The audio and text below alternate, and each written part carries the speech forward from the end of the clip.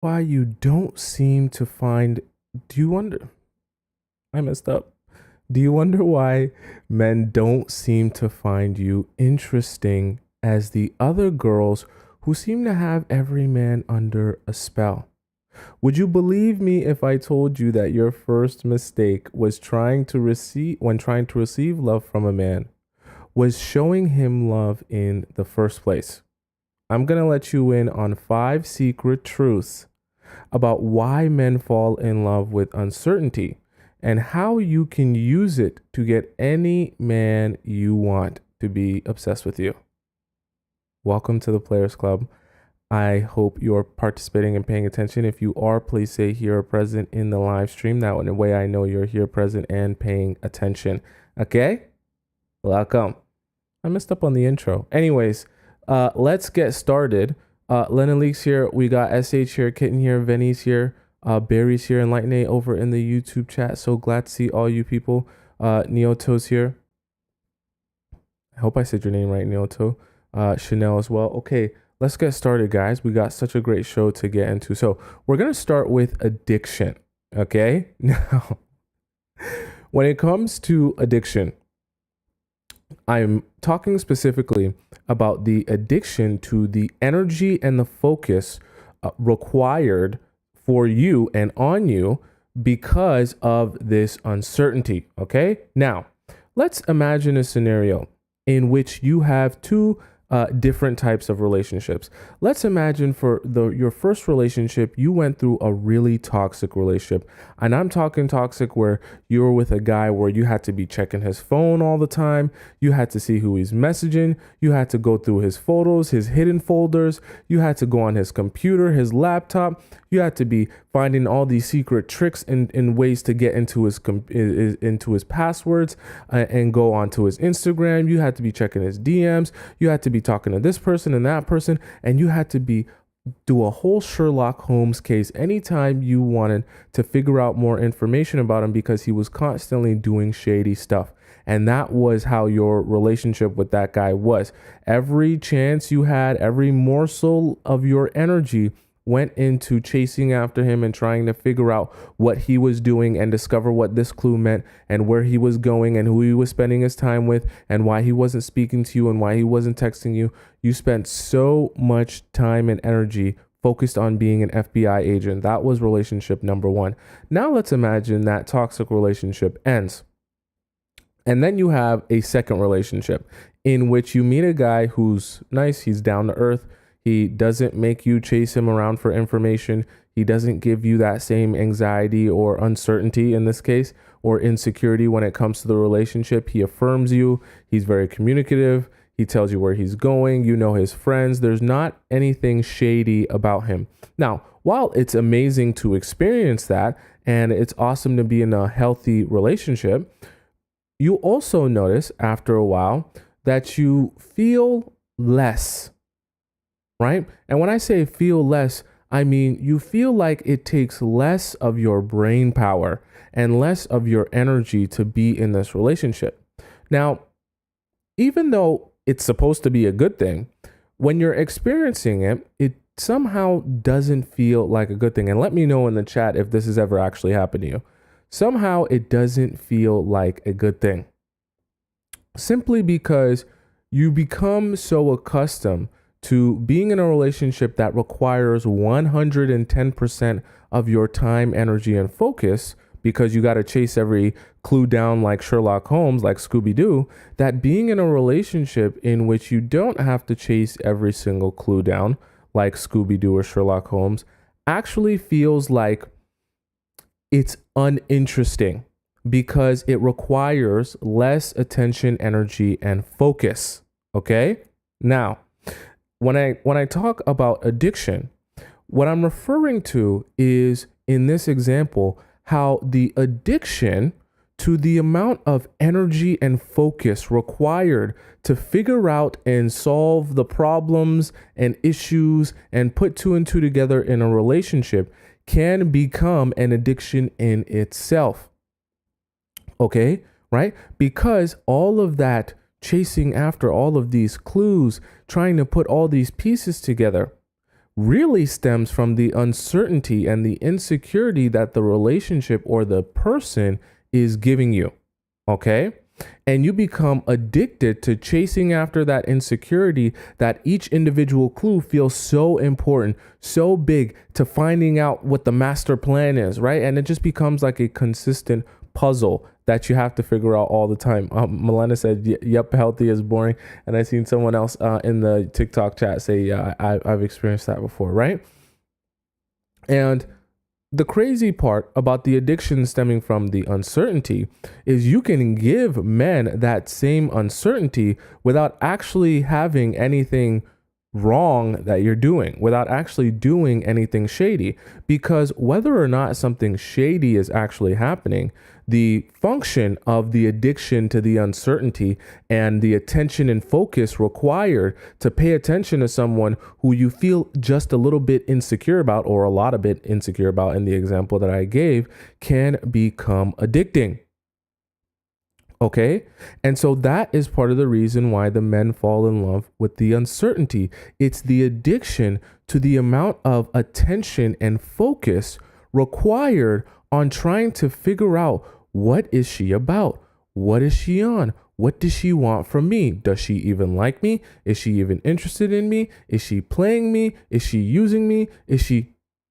And the thing about it is, the mistake that you're making in your relationships and in your dating life is that when you like a guy, you're quick to try and ease his anxiety. You want to share with him all the emotions you've ever felt about him, to spill your entire heart out to him, all of your feelings out to him, all of everything you've ever thought about him, and make him feel as secure as he possibly can in this relationship when you really like a guy. But while that might be good in theory, it actually prevents him from having that same addictive feeling towards you and towards trying to figure out, right, the uncertainty that he feels around you and with you in the relationship. I want you to understand, someone can be in a relationship with you or be trying to build one with you and still feel uncertain about you. Let me ask you guys in the chat, because I don't just want it to be me assuming, have you ever been in a relationship or a talking stage with someone who has acknowledged that they like you, but yet you still find yourself on a daily basis questioning if they actually like you?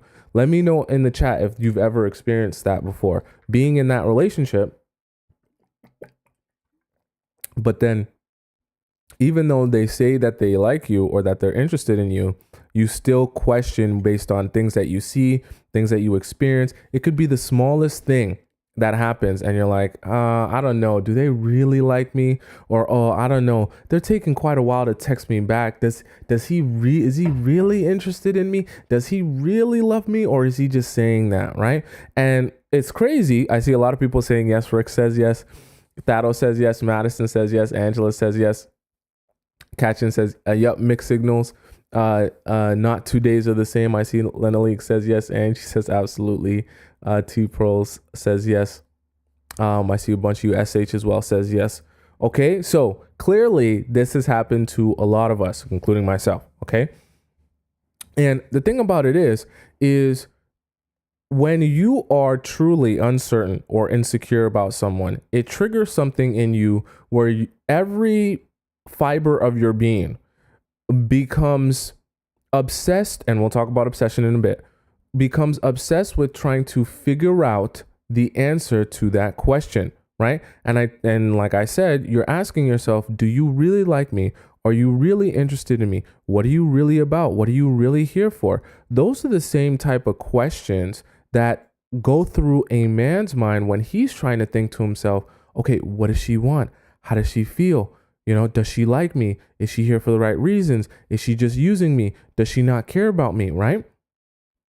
And it creates all of that obsession, right? It creates all of that focus on you trying to figure out what you're about, trying to figure out how to gain security in the relationship.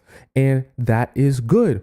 Like I said, the problem is when you feel like you like the guy so much that you're constantly trying to ease his anxiety and affirm him to the point where he no longer has any insecurity as it relates to the relationship or as it relates to you. Remember, you're joining the players club by stepping in here. Okay. You're not joining the sit back and everything be sunshines and rainbows club. Okay.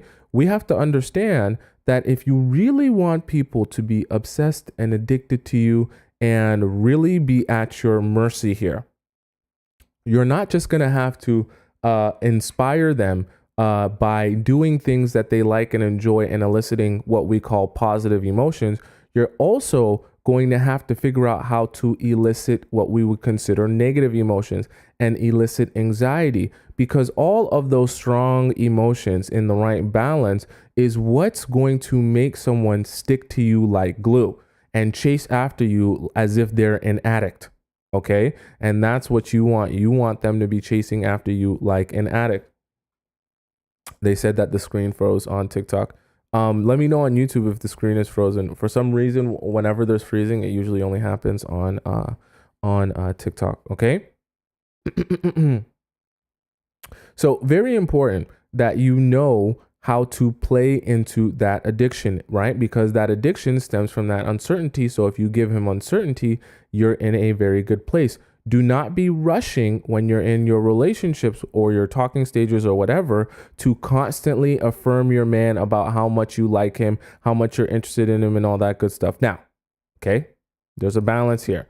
I'm not saying don't ever give your man any sort of confirmation when you've been with him for 5 years or something like that. But what I am saying is in the process of building that desire, of building that interest, you never want to jump out of the boat and just be like, first, second date, I like you so much. You're the best. You're the best man I've ever dated. You're so amazing.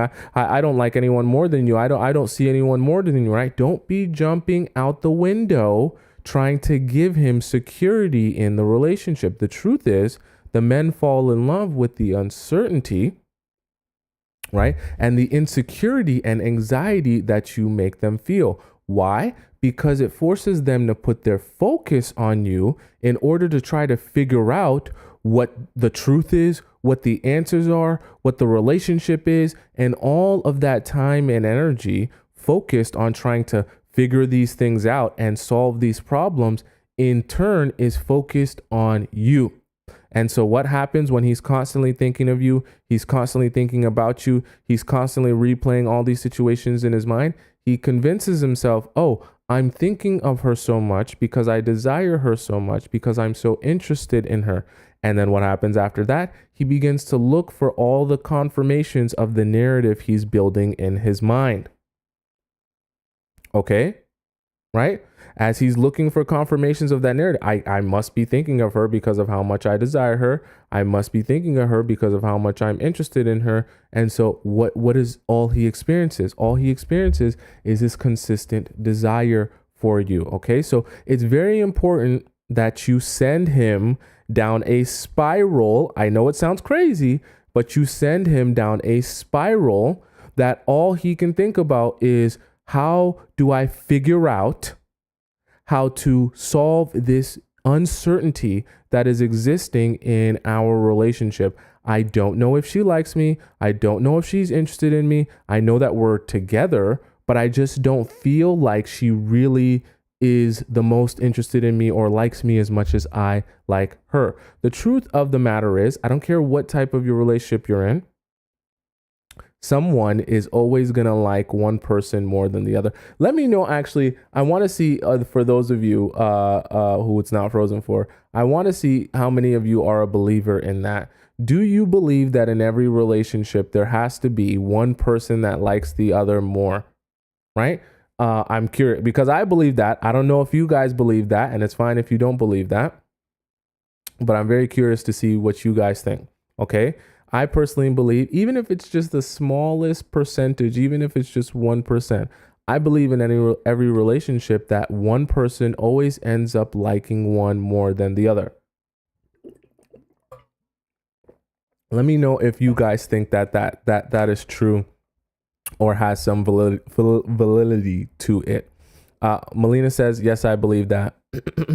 Kim says a guy has to like her more or he gets complacent. Okay. I see SH says yes.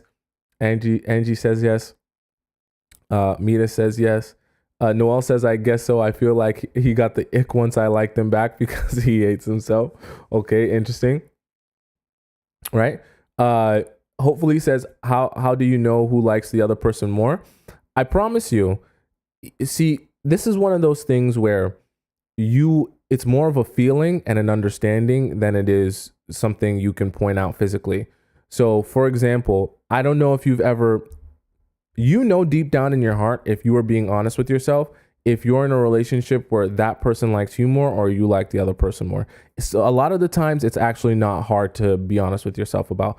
And especially if you're not in the relationship and you're just perceiving the relationship from the outside perspective. So you're perceiving a friend's relationship or something like that. You can definitely tell who likes one person more than the other. Okay. It's fairly obvious. Right. And it's funny because the best way for you to get because you're not here to not get what you want. Let's be so for real. Okay. You're here to get what you want out of relationships and to get what you want out of men. You want men to treat you a particular way, and you're here to listen to me to give you information and knowledge to figure out how you can accomplish that goal. Okay? So my point being is that you clearly want a relationship in which the guy likes you more, that you can then be the dictator of what flies in your relationship and what you receive from that man. There's nothing wrong with that. I like that control too. I want to be in the driver's seat. We all do. Okay. So if that's the case, right, then you have to understand how to elicit the right emotions out of him or give him the right type of anxiety or uncertainty that will actually make him be the one chasing after you, make him be the one that likes you more, make him be the one trying to get your approval, make him be the one seeking after your acceptance, because then you'll be in the driver's seat and you'll be able to dictate the terms under which the relationship falls. It will stop you from getting played by men because they're in the driver's seat. So newsflash to you, whenever you've gotten played in your relationships or played by any man in your life, it's been because they're the ones in the driver's seat. They're the ones with the control. You're liking them more. You're pursuing them. You're chasing after them. You're seeking their approval. They're the ones with all the control. You're the one with all the anxiety, and they can manipulate your emotions to get from you what they want. And for the men, most of the time, they just want to utilize you for your squirtle and walk away. Okay. So you can do that same thing, but you have to figure out how to channel and structure your approach in the right way that you elicit the right emotions out of him. This is why I say men fall in love with the uncertainty. They naturally love to chase. Okay. Obviously, we've talked about chasing plenty of times on the show. I don't want to get too deep into chasing on this show, but obviously they love to chase. And that's what's most natural to them. That's what keeps them in their masculine, when they feel like they're chasing after something they really want and desire. And they're at least a little bit successful in it, even if it's hard. Okay, that's why men love video games. And so the addiction to the fact that you're not giving him that security forces him to focus in more on the relationship than if he were just to be able to sit back and relax. Like the example I gave you guys at the very beginning, right? Of you in a relationship that's very healthy right after being in one that's very toxic, and the lack of focus required and energy required to be in that relationship actually makes you feel as if you're bored or more uninterested in that relationship, because you become accustomed to having to solve Scooby-Doo clues all the time. And you can elicit that same feeling out of the men without actually having to like cheat or do anything bad or do anything actually shady. But he can still feel like, oh my God, this guy wants her. What's going on with this? What is she doing? She's so busy. She never has time for me. She has so many friends. She spends so much time doing other things other than worshiping me or caring about me or paying so much attention to me. I'm not the be all and end all of her life. So who is the be all and end all of her life? And he starts chasing after all these clues that don't really exist and trying to see, oh my God, can I catch her doing something? Is something else going on? Why doesn't she care about me as much as I care about her? And all of this leads to the snowball effect, where now that he's trying to figure out why you don't like him as much as he likes you, or why you don't seem as interested in him as he's interested in you, it just ends up making him more and more interested in you and care more and more about everything you say, everything you do, every place you go. And it just creates a vicious obsession. And we'll get to obsession in a bit. Okay.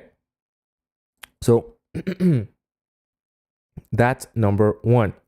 Number two, we have the debate. Okay. So like I talked about with the addiction and how it's the addiction to trying to figure out what's going on with her. What does she want? What does she expect? How does she feel? Right? That debate, and I talked to you guys about this in a couple previous shows, that debate also branches out to, she loves me. She loves me not. She loves me. She loves me not. She loves me. She loves me not. And he's just debating in himself all of these different possibilities, right? Because when a man is sitting back and debating, how does she feel? What does she want? What is our relationship? He will literally go, and tell me if you've been in this situation, because it's the same thing, vice versa. You will literally go, okay, if she doesn't like me, if she's not interested in me, let me go through all the dates we had together, all the time we spent together, and look for the reasons that could confirm that she doesn't like me. Okay. And right after he comes up with all of those, or thinks all about those in his mind and replays all of those moments, he'll then directly compare those to all of the moments that would confirm that you do like him, that you are interested in him, that you do want him. And it's a constant loop of just debating, okay, these are all the reasons why she must not like me or be not interested in me, because she doesn't text back too often. When we go on dates, she's happy, but, she doesn't seem so happy that she wants to be on a new date. And, she doesn't seem that interested in me, or she doesn't seem that, whatever it may be. And then he compares that directly to, okay, so now that we're on this date, she gave me a compliment. She said this nice thing to me. She said that nice thing to me. And it seems like she's pretty interested in me. And it seems like she wants me. And it seems like she's happy to be in this relationship. Okay, right? And that's what you want. You want him to be debating back and forth, trying to figure out what it is, right, that you feel that you want in this relationship. Give me 1 second. I'm going to fix my camera.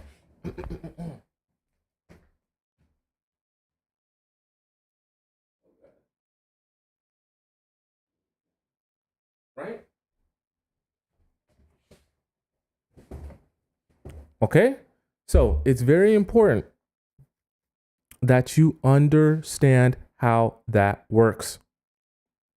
Okay. Don't make the mistake of not allowing him the freedom and the ability to debate, okay, or what's the word I'm looking for? In his mind, go back and forth with himself, trying to replay and understand what it is you feel, what it is you want, what it is you think. This is, okay, I don't want to get mad yet. We just started. This is why I always tell you guys, right, when you go out on these dates, when you're meeting these men, be as quiet as a church mouse. Okay? Excuse me. Be as quiet as a church mouse. You don't need to spend a whole bunch of time yapping on this date. Okay? It's unnecessary. And what you're also doing is, I get that you want to be communicative. I get that you want him to know you better. I get that you want him to understand you. I get that you want him to care and hear your point of view and hear your life story. But at the end of the day, every time you speak, you give him just a little bit more security and a little bit less uncertainty. If you don't speak and you do it strategically in the right way, you leave him with the uncertainty that he must debate to himself and come to his own conclusion about how you feel. That's why, if you truly want my advice to you would be to, whenever you go out on these dates, be as vague and general as you possibly can while asking as many detailed questions as you possibly can. Detailed questions about his life, about his past, about where he's been, about what he wants. Keep going on and on and on and on. And as you do this, right, you will get better at the skill of asking good questions, where each question leads to a follow-up question, another question leads to a follow-up question. And in the process of you asking these questions, you make sure you present yourself as being interested in each one of these answers, right? Because making yourself seem as if, oh my God, every piece of information I'm just hanging on to by a thread, and this is like the most thrilling movie I've ever experienced. Can you please tell me more? That approach, that energy will continue making him excited to tell you more and tell you more and tell you more, without him realizing that you're not actually talking about yourself. But what happens is, by the time he leaves that date and he's not with you anymore, all he can think about is, damn, all I did was talk about myself, right? But they don't necessarily think that to themselves, but they think, well, I don't really know much about her. She didn't tell me too much about how she feels or what she wants. And so they're left to infer or assume what you want based on the dates that you went on, based on your body language, based on the couple of things you might have said. But what that leads to is he begins over analyzing every single little piece of information about the time you spent together, about your last hangout, about your last date, trying to understand and decipher what it is you want, what it is you feel, and if you even like him in the first place. And that's good. Once that debate starts, remember, I talked to you guys earlier about the addiction, and the addiction to the focus of energy on you specifically all the time, 24/7. That debate starts, and all he can think about is the amount of focus and attention required to try to figure out what is it that you're feeling? What is it that you're thinking? What is it that you want from me? I don't understand it. I don't get it. I don't get you. I'm trying to figure you out. And so even when he goes on these dates with you, the dates stop being about, oh, let me sit back and enjoy the date and not think about anything and turn my mind off and relax. The dates start being a job where everything you do, he wants to see, okay, she's picking up her spoon instead of the fork to eat her rice. Okay, so does that mean that she's not interested in me because she's eating with the spoon to try to finish her meal faster, and she's trying to finish her meal faster because she's trying to end this date faster because she doesn't like me? Oh, but look, but she ordered the iced tea, and if she orders the iced tea, she'll probably drink a little bit more. But if she drinks a little bit more, she'll probably go to the bathroom more. And if she goes to the bathroom, maybe she'll stay on the date longer. So does that mean that she's more interested in me because she wants to stay on the date long? And it's like everything you do becomes this crazy analyzation of trying to figure out what each thing, object, body movement, facial expression means. And all that leads to is that addiction, and we talked about addiction earlier, but that addiction and obsession of his mind is consumed with you, okay? Absolutely consumed with you. Because all of that debating, all of that back and forth, all of that analyzing, he has no room, literally, no room left in his mind to think about any other woman or any other thing other than you. That's good. That's good. You're in a position of power now. That's good. Right? All that uncertainty forces him to only be able to focus his time and attention and brain power on you, to figure you out. That uncertainty is really him trying to figure you out. That's why it's not good to spend your days trying to be an open book that nobody has any, you don't have any mystery to you. You don't have any uncertainty to you. There's nothing that would give him anxiety or insecurity as it relates to you, because you're busy thinking, oh, if I'm an open book, if I'm just honest with everyone, if I just share everything, then everyone will love me just for who I am and appreciate me for who I am. Cool. That sounds good in a Disney movie about a utopia that we don't live in. But in reality, when you're an open book like that and you don't give people any anxiety or uncertainty about you, they just don't think about you. Okay? Unfortunately. And when people don't think about you, they're never going to be obsessed with you. They're never going to chase after you. I want you to really think about what it takes for a man to be in a mental state where he says, I need to have you, to the point where I will chase after you. I'm going to take you out on dates. I'm going to pay for every date. I'm going to do the nicest things I possibly can for you. I'm going to go over the top for you. I'm going to do everything I possibly can to get you. There's nothing that will stop me in this world from getting you. I want you to really think about what mental state is required for a guy to have that level of hunger towards you, because it is a hunger. You guys always ask me, why do I compare pineapples and compare guys' desire to like food? Because it's not the same as starving. Getting pineapples not the same. I'm telling you, for men, it's a very different experience. The way we desire women, it is like a hunger. When you truly desire a woman, it is like a hunger. Okay? You feel like an animal.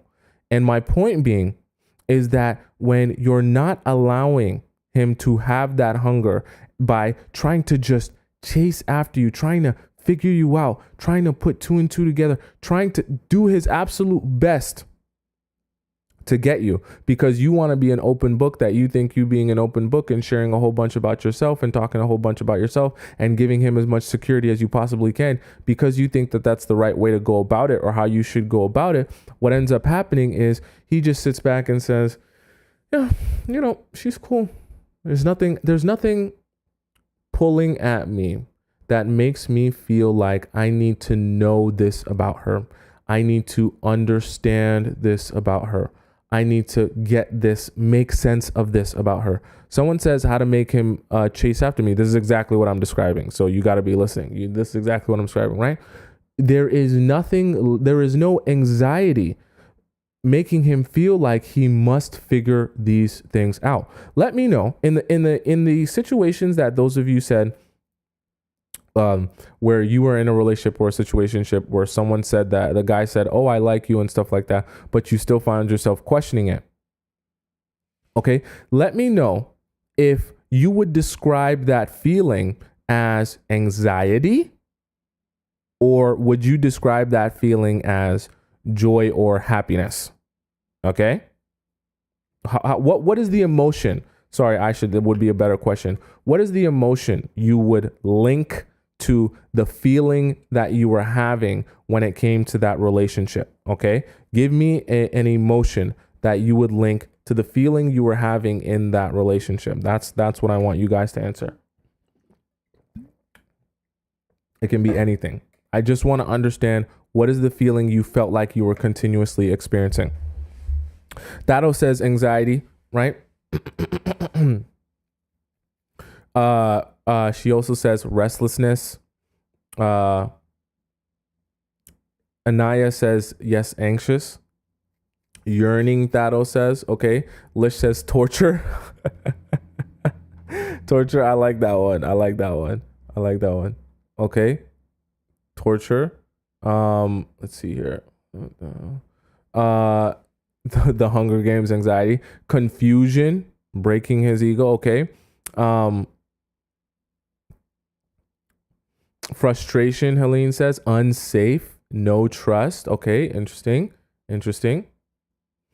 Panic, Madison says.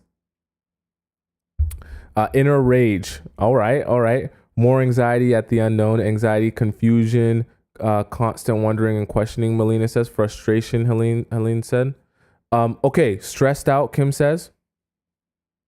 Now, the reason I ask you guys that is, if you noticed, nobody described the emotion that they felt when they were trying to figure out, what does this guy want? What does he feel? How does he, what is this? What does that mean? What does that mean? Right? Nobody described any of those emotions that they would associate with the feeling, right? With the idea. Nobody described positive emotions. People said stress, panic, unsafe, rage, confusion, anxiety, torment, right? Like those would all be considered negative emotions, but you felt those emotions in a strong way. And so the reason I say that is because I want you to understand how being able to elicit strong emotions, even and especially the negative ones, can actually work in your favor when we're talking about men falling in love with you. Listen, I know that sounds so crazy that the more negative emotions you can elicit from a guy, the more he'll want you. But it's the truth, okay? A lot of that anxiety can only come from a place of uncertainty, can only come when he doesn't know or doesn't feel like things are connecting or making sense. That's what forces him and pushes him and motivates him to try to figure you out.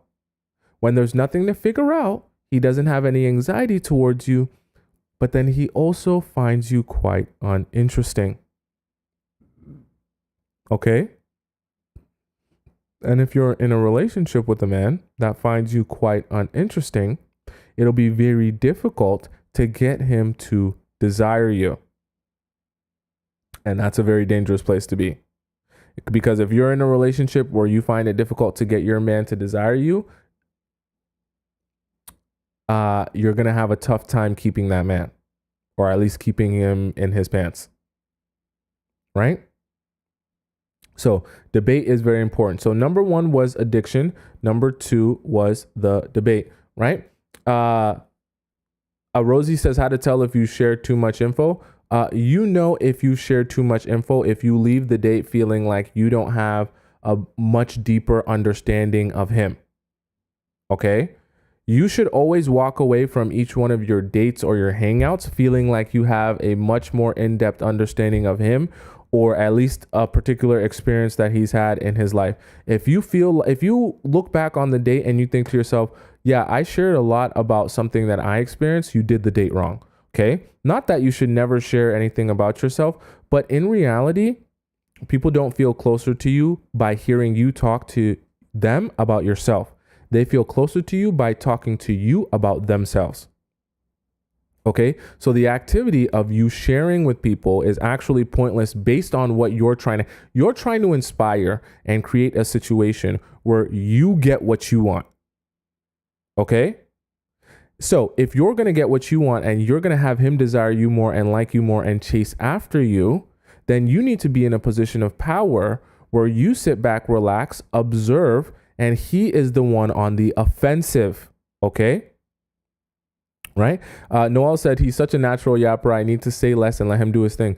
I 100% agree. And also my advice to you guys, some of you guys are like, that's only gonna attract a narcissist because the narcissists, they love to talk about themselves. Are you trying to say I should attract a narcissist? Are you trying to say I should only want a guy who only wants to talk about himself? That's so wrong that you think I should want a narcissist. I should be able to share and communicate about myself. Look. Okay? Yes. Someone talking a lot about themselves can feel like they only care about themselves. Yes, I know that. However, in the process of them talking so much about themselves, they will reveal to you a lot about themselves.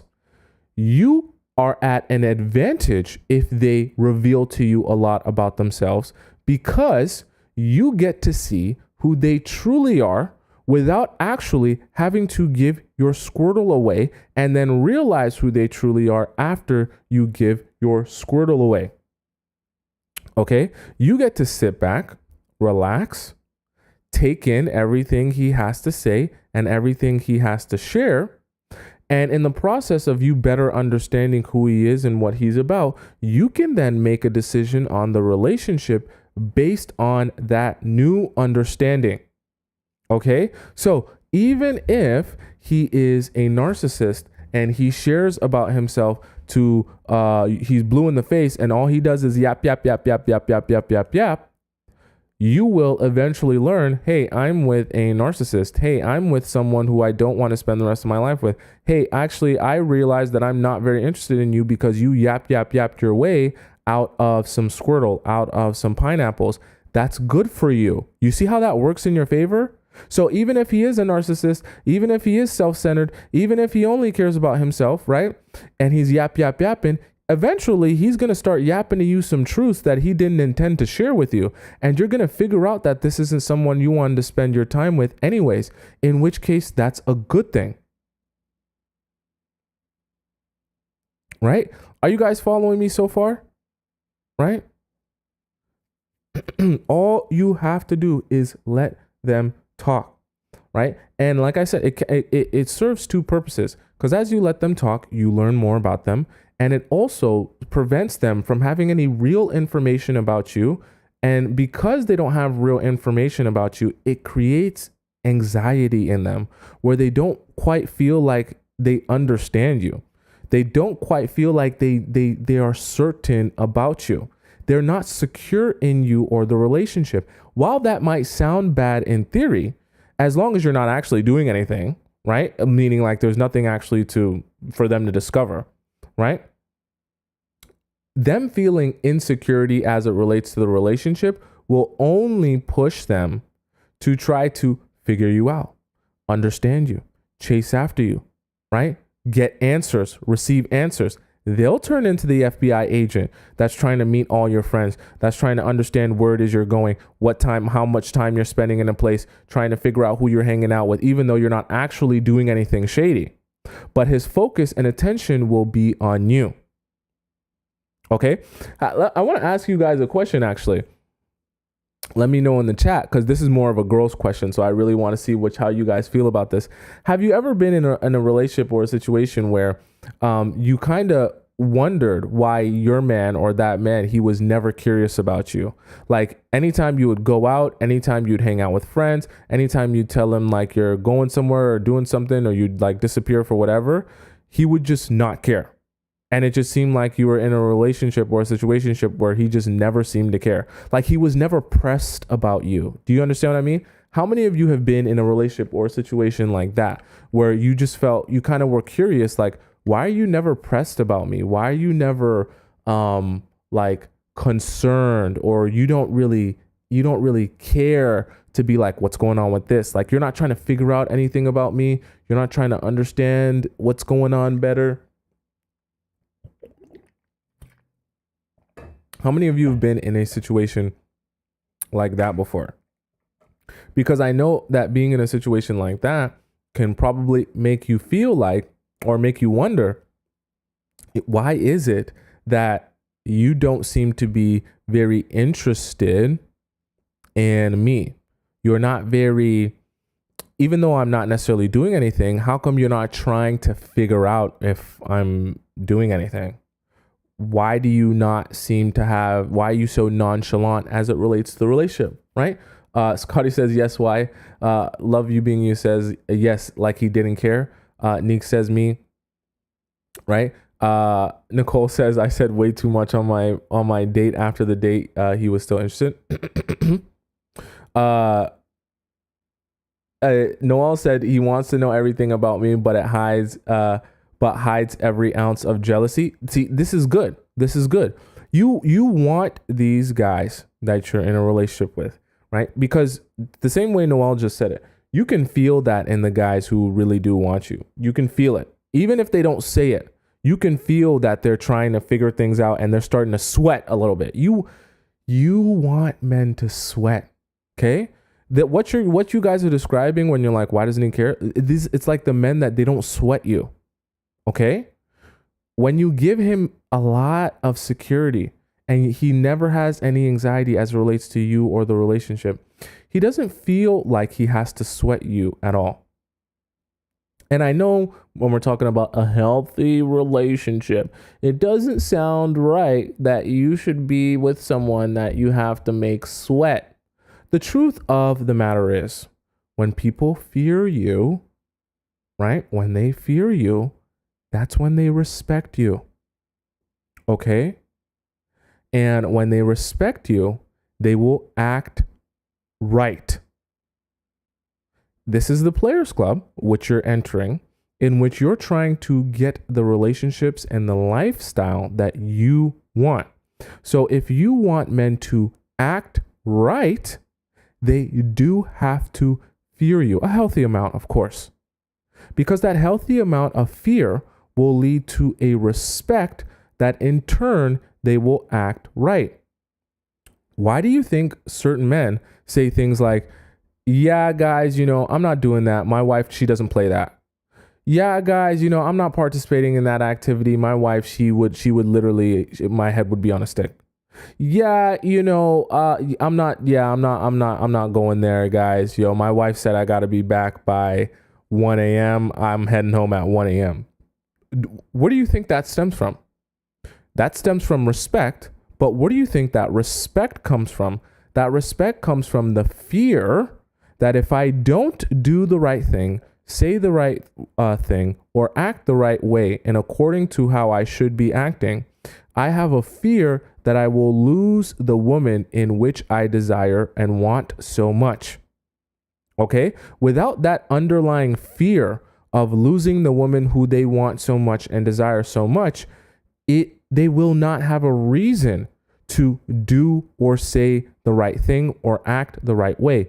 It keeps them in line. Okay? Which is why I say men fall in love with the uncertainty and the debate and the addiction. Okay? So, number 1, we had addiction. We had debate. Number 2. Number 3 was,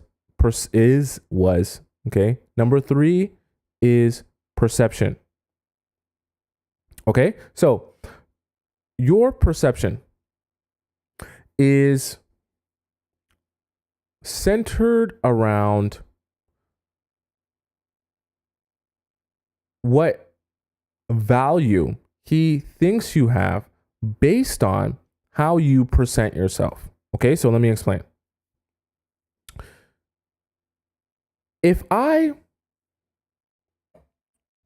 Let's say I had this iPhone in my hand, and I also had another secret item, let's say in a big black box. I've given you guys this example before, okay? I want you naturally, let's say this box, it was a big black box with some huge metal locks on it. It's got like gold, it's black. It's got huge metal locks. It's all locked up. It's got multiple locks. It's a big black box, okay? It's in this hand. And in this other hand, I had an iPhone. And I asked you, I said, which item would you just take a guess? Which item do you think is more valuable? Do you think that the iPhone sitting in my hand is more valuable, or whatever item is sitting in this gigantic, huge black box with a whole bunch of locks on it? Which item would you guess if you had to? Let me know in the chat. I want to hear you guys answer. Which item would you guess has more value monetarily, financially? The iPhone or whatever item is sitting in the gigantic black box? I see Scotty says the black box. Nicolina says the box. Coco says the box. Cash says the phone. Okay. Beth says the box. Jenny says the box. Lishi says the iPhone. Mimi says the iPhone. Black box. Rosemary says box. Monet says box. Right? Love you says I'm curious. Someone says the box. Someone says what's in the box. Right? Okay. The reason I ask that question is because if a lot of us would perceive the item that is sitting inside the black box to be more valuable, despite not having any actual confirmation that the item sitting in the black box is actually more valuable, that should tell you that value is not actually based on real value. Value is based on perception. Okay?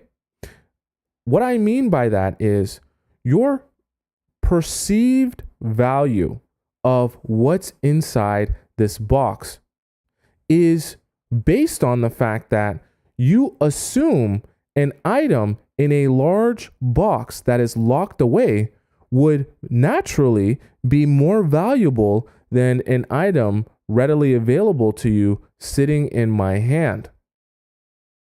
Okay? And because your perception is that an item sitting behind a barrier is more valuable than an item that would be readily available to you, you perceive this item to be more valuable even if it's not.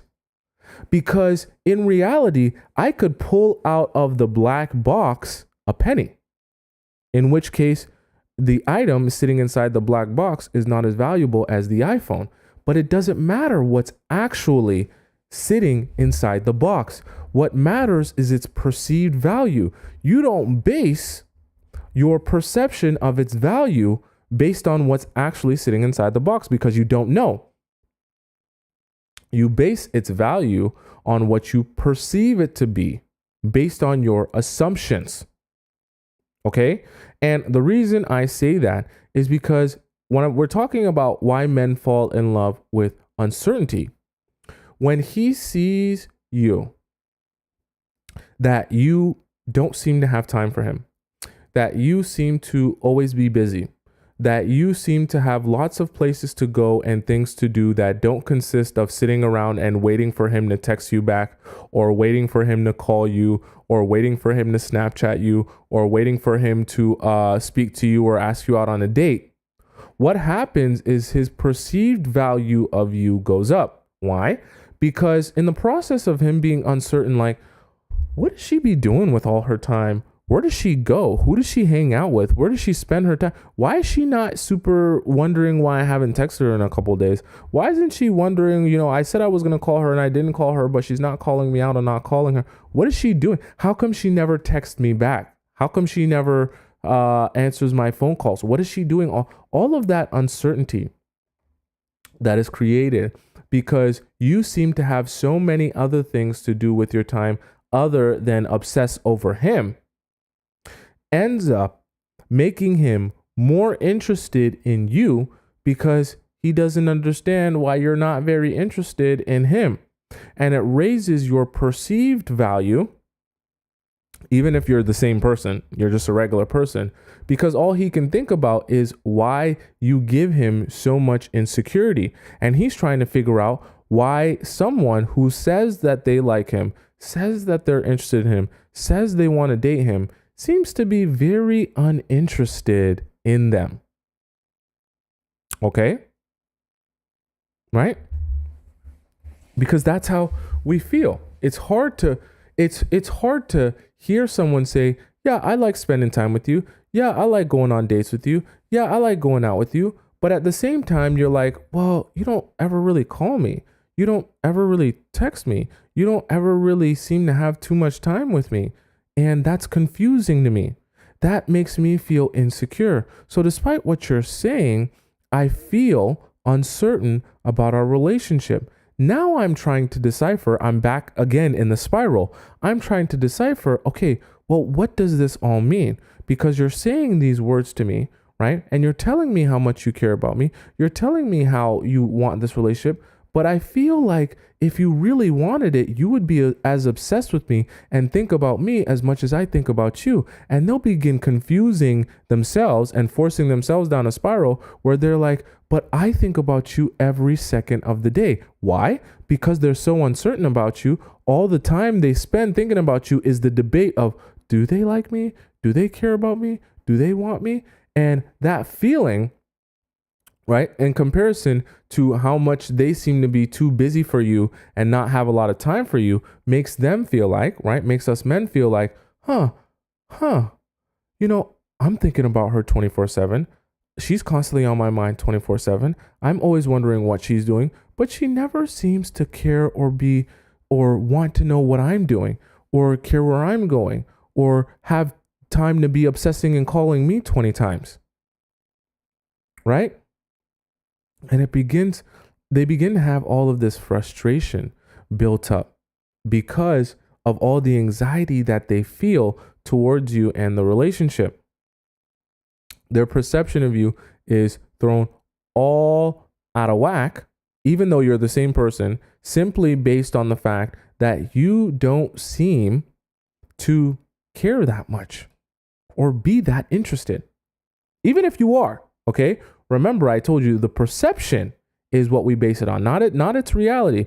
And remember, I always tell you guys, the difference is not because you're super unattractive. Most of you are attractive women. So it's not about getting men.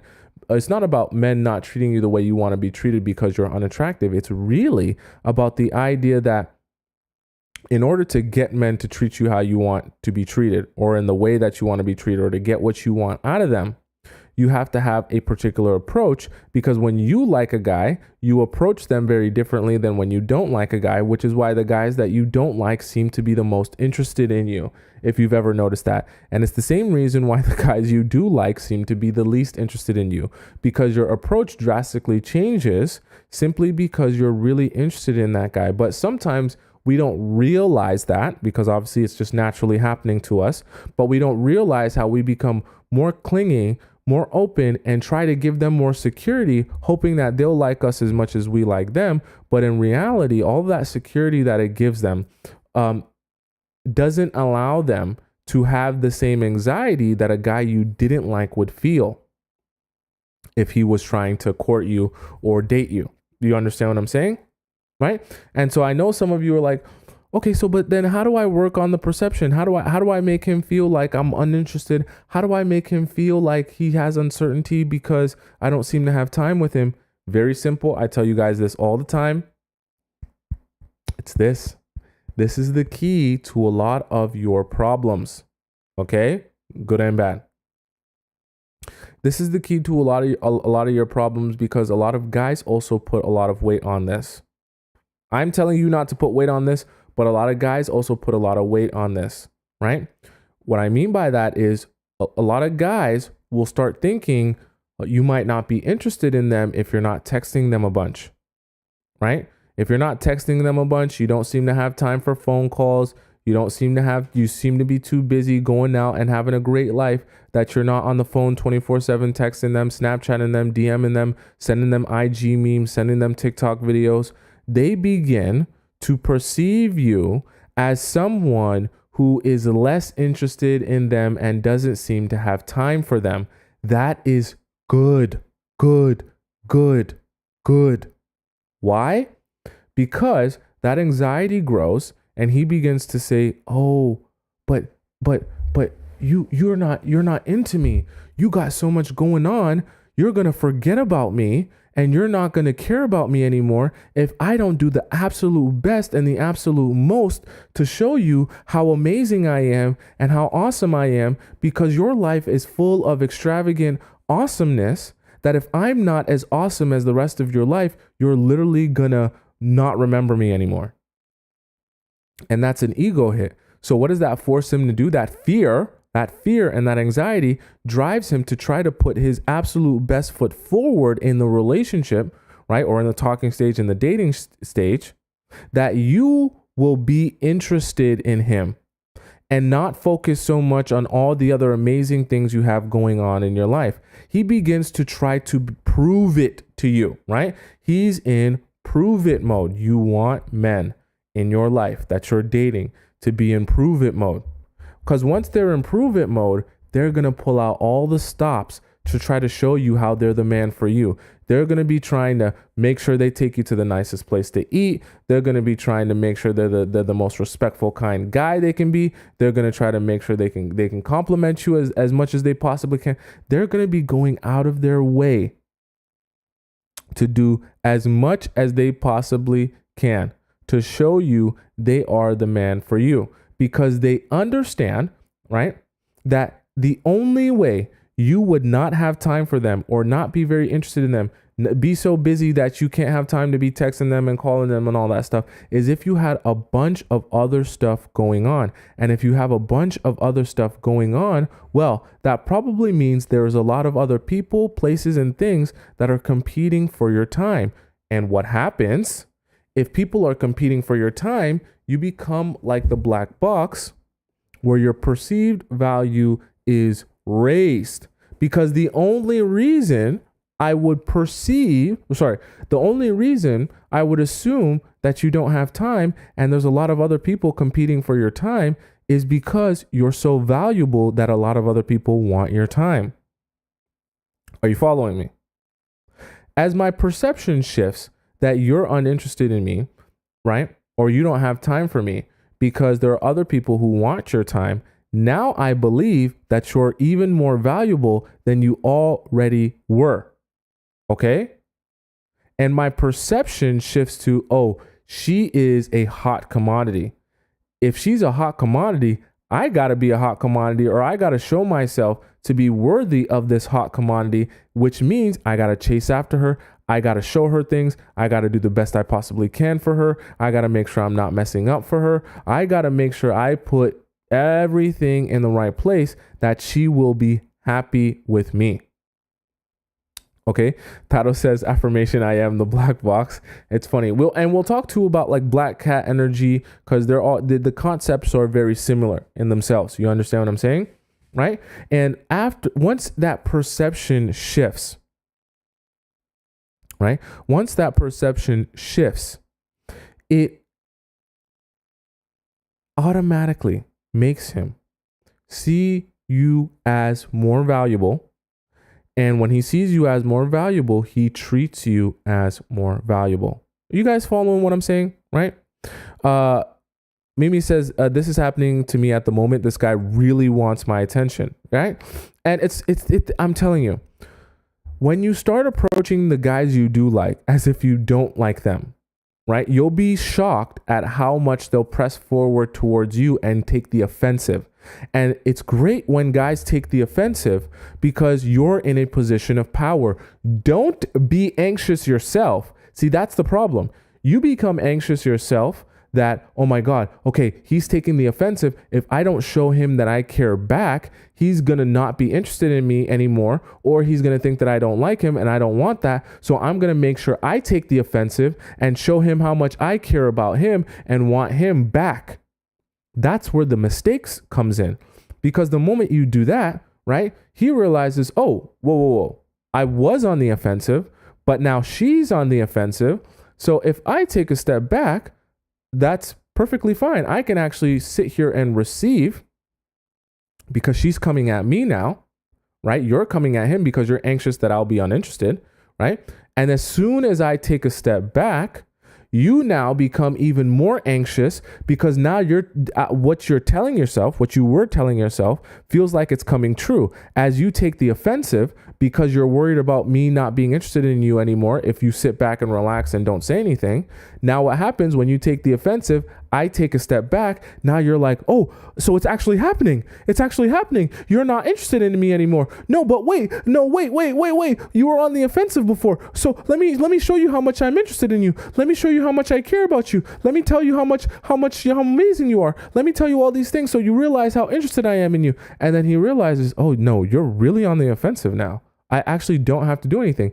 And he begins to have so much security in the relationship that it's like, oh, cool. I totally get it. I don't have to do anything for your love. I don't have to work for it. You think I'm amazing. You think I'm awesome, right? And then he continues to take a subconscious step back while you continue to be on the offensive because you have increasing anxiety that he's going to become uninterested in you because you liked him in the first place. When if you would have just stuck to the script and sat back and relaxed while he continued to take the offensive, right? You would have continued receiving, right, from him without having to go on the offensive or do anything yourself, which is why I talked to you guys yesterday, or not yesterday, I think it was on Friday or Thursday, about how men bait you into chasing after them instead. It's like they get you in a position where now you have so much anxiety about the relationship and about him forgetting about you or not showing you the same level of interest that you then take the offensive and you become the man. As crazy as it sounds, right? You always have to step back so that you can begin receiving, because that's where you are supposed to be in your feminine energy. You are supposed to be the one taking a step back and receiving from him, not the one going on the offensive because of all your anxiety. Okay? We don't want that for you.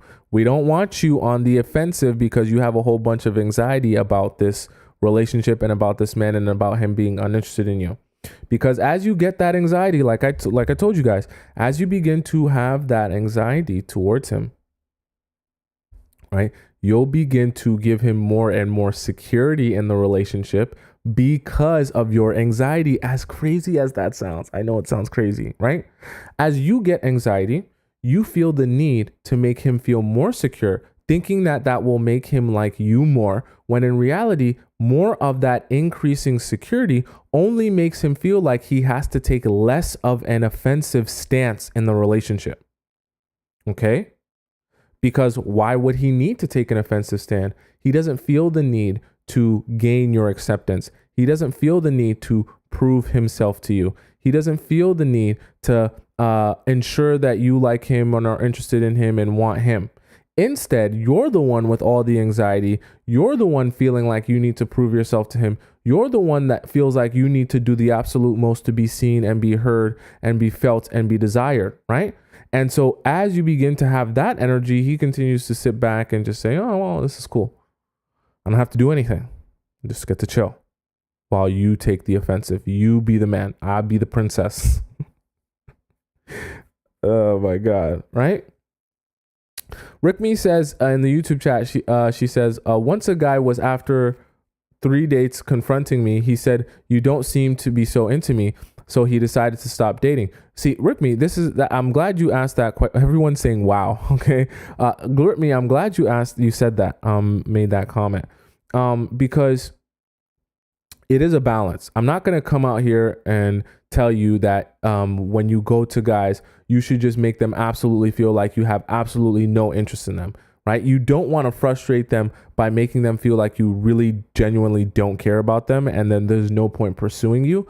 You want the same way that the men have been breadcrumbing you in your life, you want to be breadcrumbing them by giving them just enough that they feel like they're getting somewhere with you, right? And actually getting through to you and getting, more access to you, but just enough that they feel like, okay, I am motivated to keep going because I feel like it's kind of working, but not enough that they feel total and utter security in the relationship that they don't have to continue working for it. Do you understand what I'm saying? Okay. There's a balance there. In Rickme's situation, obviously I don't know your exact situation, but what could be happening is that if you make him feel too much like you don't care or you're uninterested, then they just say, well, what's the point of me continuing to chase, continuing to pursue, continuing to desire when clearly it's not getting me anywhere? There has to be some sort of perceived like moving forward, right? In a positive direction, at least a little bit, that they can continue to be motivated enough to continue being on the offensive. It can't just be they're all offensive with no reward for being on the offensive all the time. He has to feel like he's getting somewhere. Okay. Kim even said it literally directly after. She said, I think balance is good and not too much playing hard to get. I 100% agree. Okay. Right.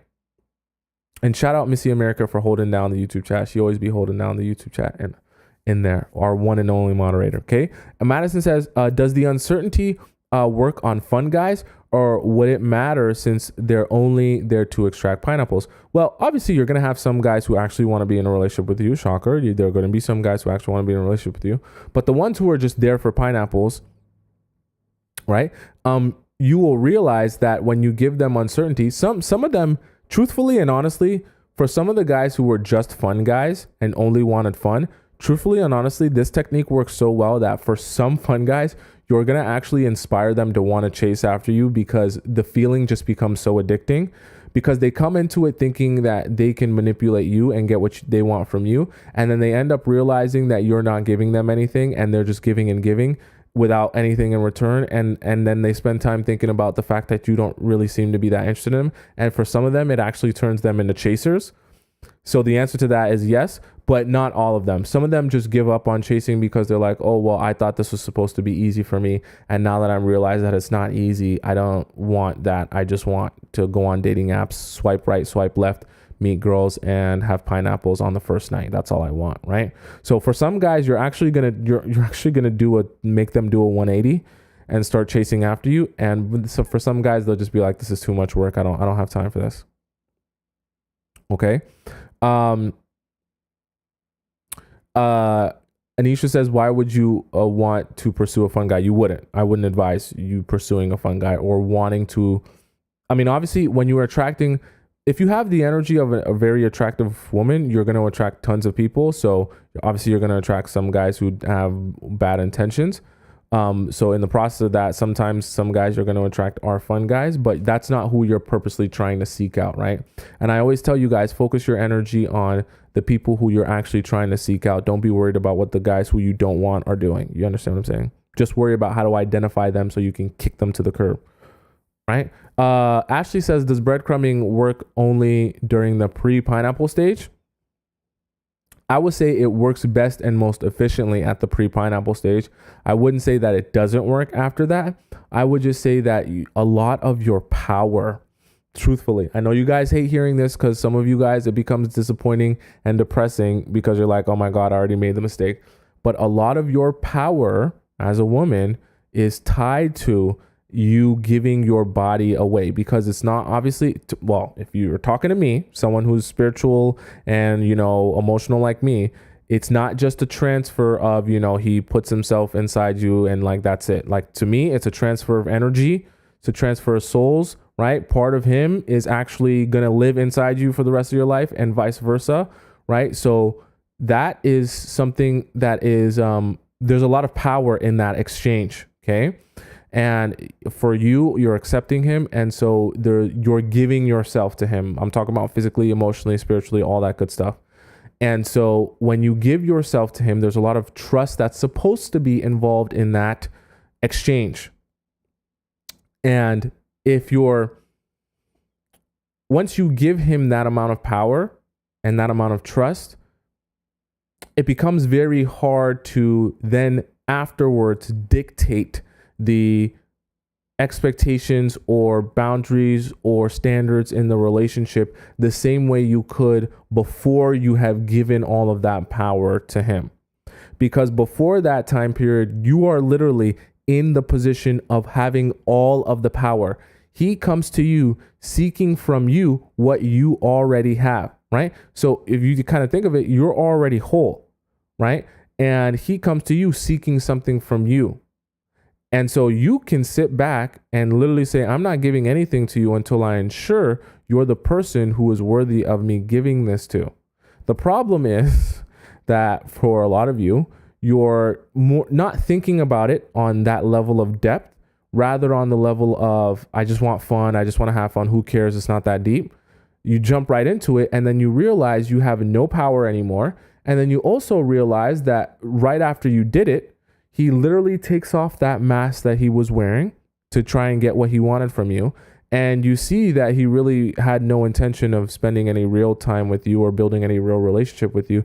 And then you're like scrambling, thinking, how do I get him to like me? How do I get him to want me? I just wasted a whole body. So what am I going to do now? I've got to do whatever I can to get you to be interested in me, to get you to see me, to get you to want me, to get you to desire me. When in reality, that process, that way of thinking should have been at the beginning before you gave all that power away to him. Right? Because if you do it at the beginning, if you're focused on your perception, if you're focused on him desiring you, if you're focused on how he treats you and how he approaches you before you give that power away, you are now the player.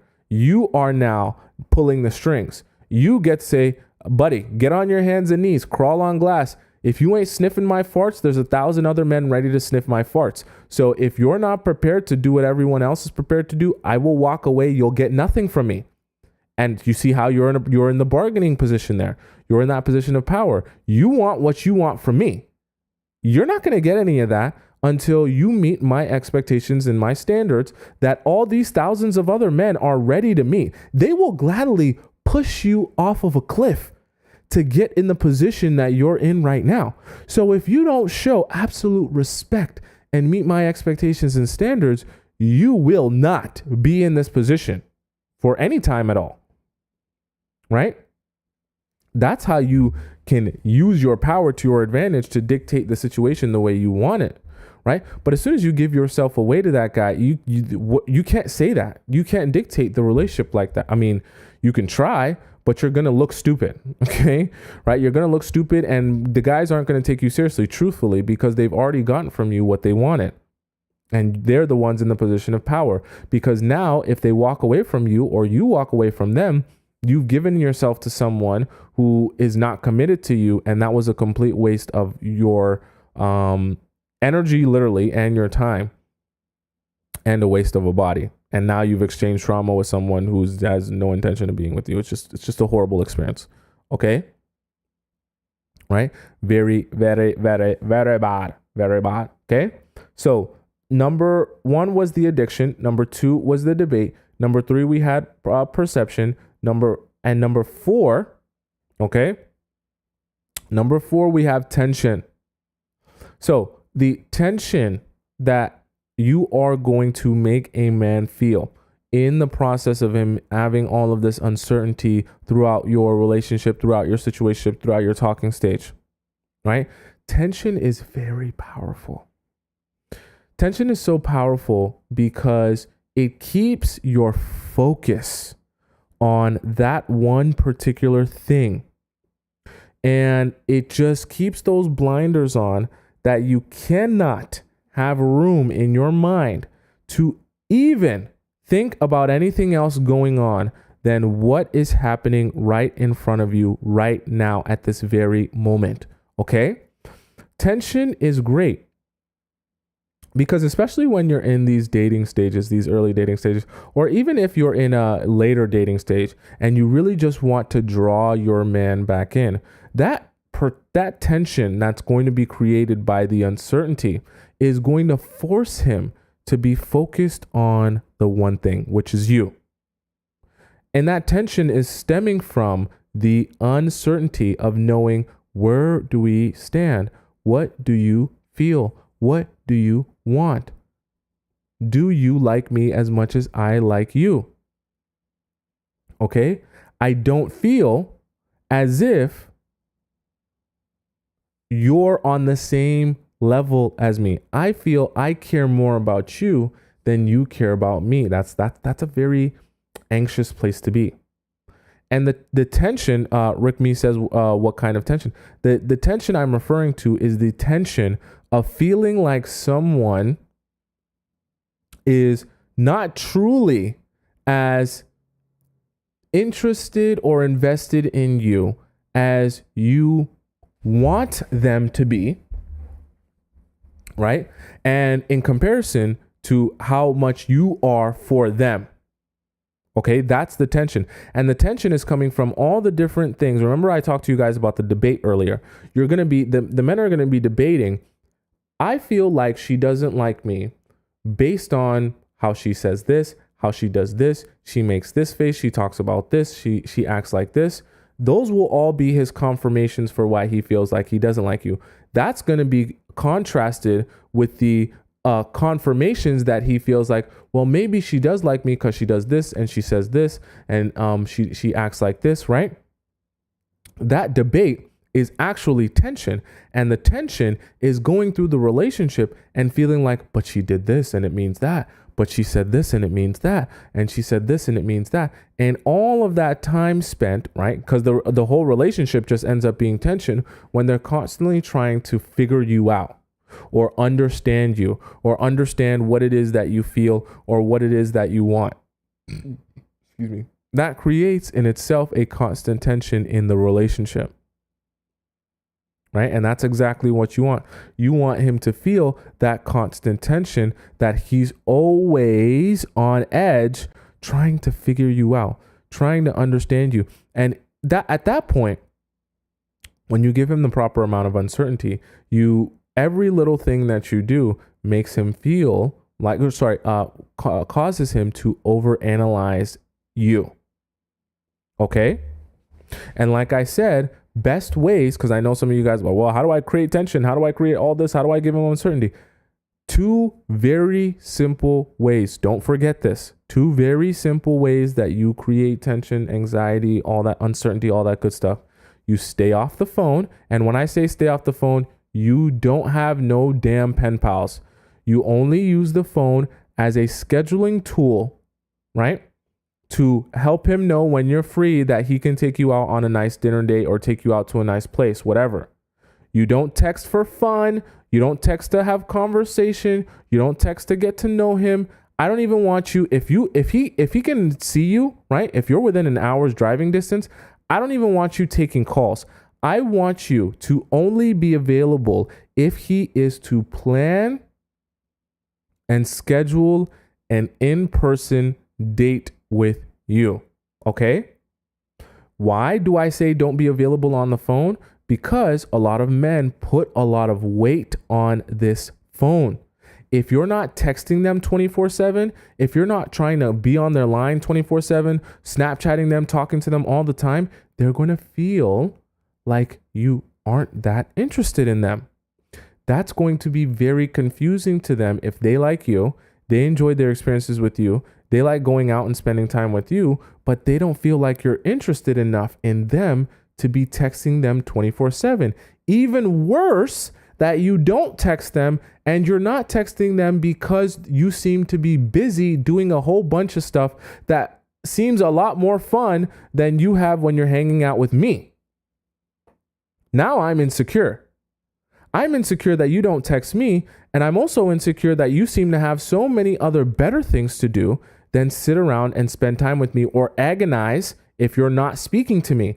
I'm in agony not speaking to you on this phone and texting you and Snapchatting you. So the fact that you're not in agony and you're having all this damn fun, going around with friends, going out to eat, going to parks, going to museums, playing art, sipping wine, doing all this fun stuff without me, I'm going to be very insecure about our relationship and about you. Perfect. Okay? And the phone is a great way to inspire that insecurity. Stay off of the phone. Stay off of the phone. Okay? And the second way is when you go into these in-person dates and you're actually sitting down with him and you're actually having conversation with him, focus it all on him. Let him be the star of the show. Make him feel like the star of the show. Okay? Because what will happen is, as you continue, and when he does ask you questions, be vague, be general. Don't tell him what you want. Don't tell him what you expect. Don't even tell him that you're interested in him. Don't give him anything that would make him feel secure in the fact that you really want him. Okay? Give him just enough to keep him going, but never too much that he will now feel like he has nothing left to work for. Never. Okay, never. Right? And that uncertainty, remember I said uncertainty, not that he doesn't think you're not interested. So for example, if you're texting a guy, if a guy's texting you and you're like, look, I'm not a big texter. I got lots of stuff to do. I'm so busy. I don't really have time to be on the phone and stuff like that. But I would love to spend some in-person time with you. You'll get a much better version of me that way. Right? He at least feels motivated enough that, okay, if I take her out on a date, she'll enjoy that. That'll be good. Maybe she is interested. But every time you take a day to text him back, every time you're like doing something and you don't call him, every time you're like, you guys go out, but it's like the next time by the time in between you guys going out, it's like it doesn't seem like you're very interested or you care too much about what he's doing or what he's up to. He's always going to second guess himself. That is what you want. You think about everything you felt or every reason you've had to second guess yourself in a relationship with a guy when you feel so unsure about the relationship. That is exactly what you want to elicit in him. The uncertainty and feeling unsure that I get it that we're spending time together. I get it that you say you like me. I get it that we're going on dates, but do you really like me? You kind of like, you don't seem like you're that interested. You don't seem like you care that much. It doesn't seem like it matters to you that much. That is the feeling you want to be eliciting from these men. Are you guys following me? Are you guys following me so far? Are you still a little bit confused? CMS says gotta be hard to get. Right? I agree. Right? Thado says give him agony.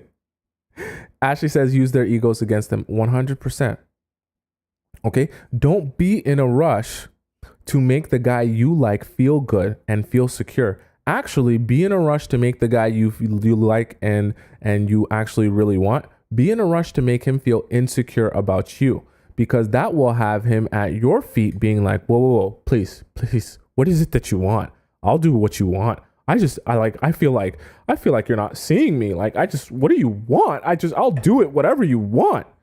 Give him anxiety. Give him uncertainty. Now you already know you like the guy. You don't got to say that. You don't got to do all the most because you like the guy. Sit back, relax. Okay. Don't say much. Don't talk too much. Right. Gather your information. Observe. Right. Be strategic about giving him anxiety. Give him agony, that he will be motivated to say, okay, I got to figure you out. I got to understand you. This is just, I feel like I'm going crazy here. I feel like I'm every day. I can't stop thinking about you. I can't stop thinking about everything we do. I can't stop thinking about what you're like. I can't stop thinking about seeing you. Put him in agony. And I promise you, you will have someone that you can get to do absolutely anything you want. Okay. I know that sounds horrible. I know that sounds bad. I know that sounds like manipulation. That's because it is. However, I want you to understand, if you're here with me because you feel like you've been done wrong in your relationships, you have been manipulated yourself. So it's about time you figure out and gain knowledge on how to get out of relationships what you want, instead of all the guys that you ever meet in your life getting from you what they want, and you're left lifeless and depressed and sad while they manipulate you to get what they want, when you can sit there and have him at your mercy doing what it is you want instead. Okay.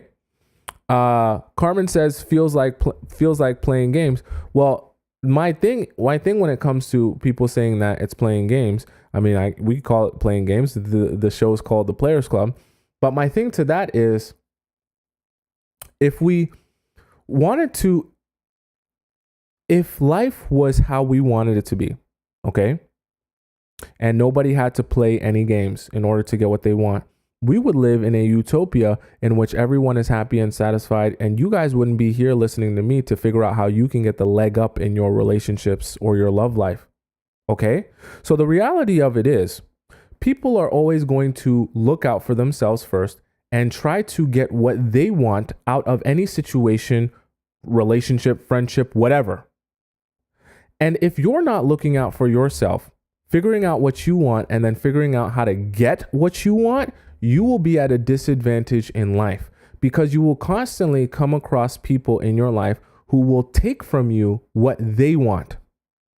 I hate to make it sound like grim and depressing, but like, that's the actual world we live in. We don't live in a world where people will come and treat you with respect for the sake of just treating you with respect. We don't live in a world where people will just desire you for the sake of desiring you. Please, Carmen, I hope you're still here. I want to give you this example I give to everyone that says it's like playing games and you shouldn't have to play games and you should just be able to sit and do whatever you want.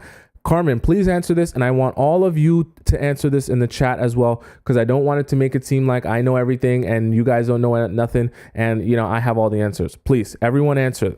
Everyone answer. I want to ask you a question.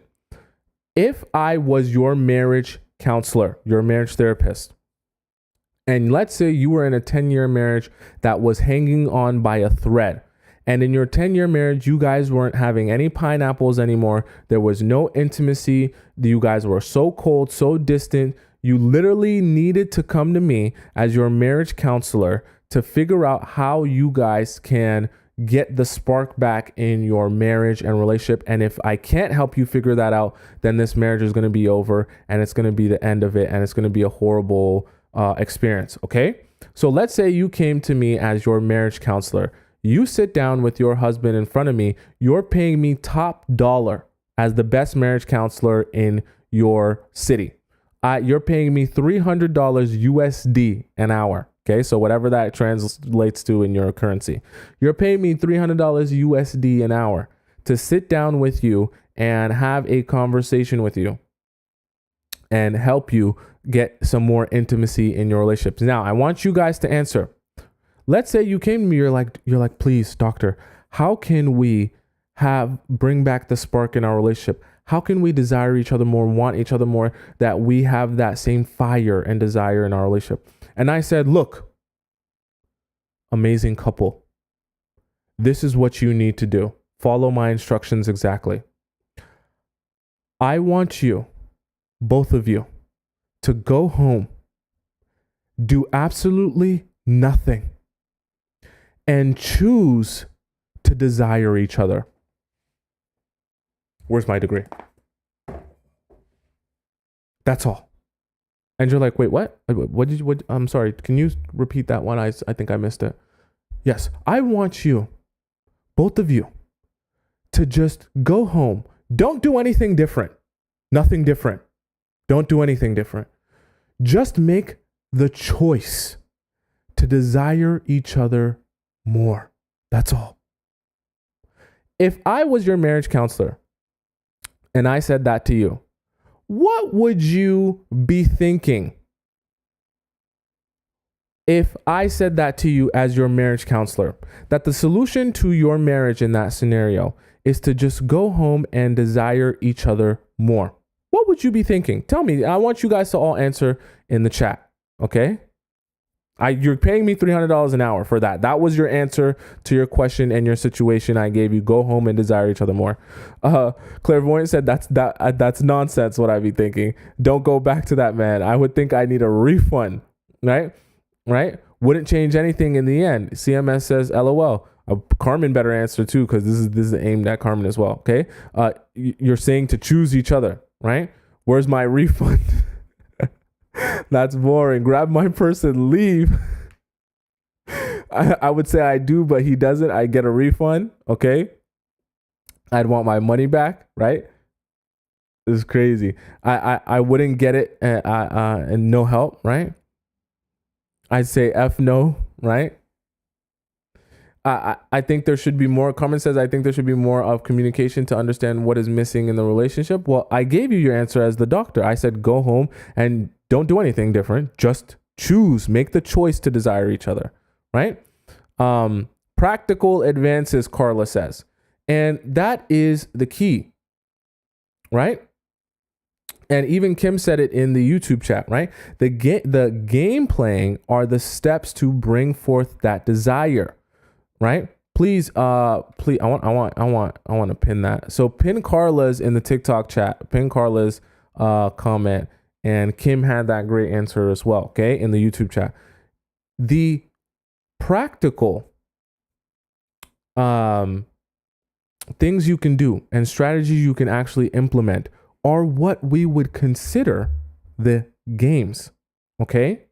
Because if you're acknowledging that just making the choice to desire someone more is not actually going to help you bring that spark or desire from and in each other, then you're acknowledging it's not enough to just say, hey, true and genuine love should just be two people that love and desire each other for the sake of loving and desire each other. And throughout the course of your relationship, you shouldn't have to actually do things or play games in order to get someone to desire you or want you more. You should just be able to exist and they should want you or desire you more because it's true love.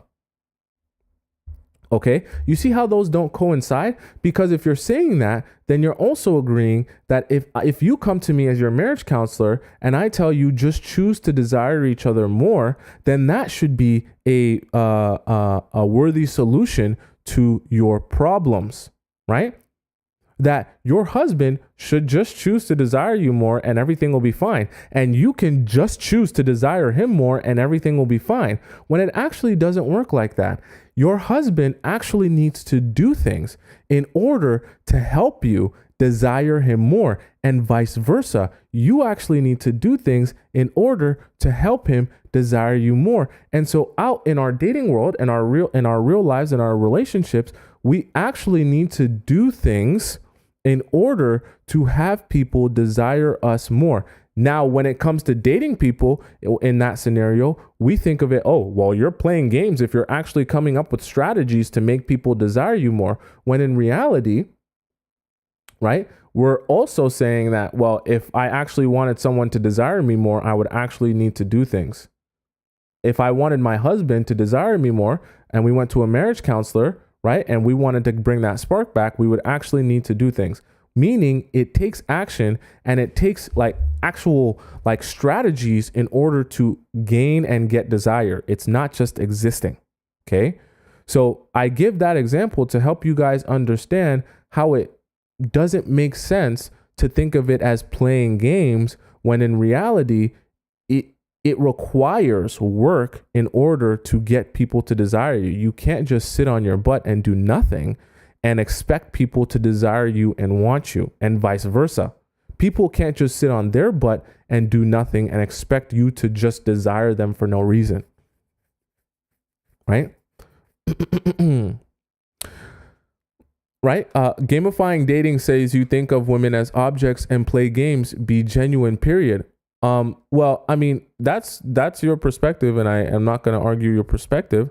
But my question to you then becomes, if you feel like dating should just be genuine and people should just love each other for who they are, and we should all just live in this utopia where everyone treats each other with respect, then you probably don't have anything you need to learn from me, and you probably have the perfect relationship, in which case you have the perfect relationship, so there's no need to seek for answers. But if things haven't been working out for you, or you feel like you've been gotten taken advantage of, or you feel like you haven't quite seen the relationships or the treatment that you want to be treated as, then you probably would consider a different approach. Because if you continue having the same approach, you're going to see the same result. And if you've been unhappy with that result, then it doesn't make sense to have the same approach. Is that making sense to you guys? Right? Does that make sense to you guys? Okay.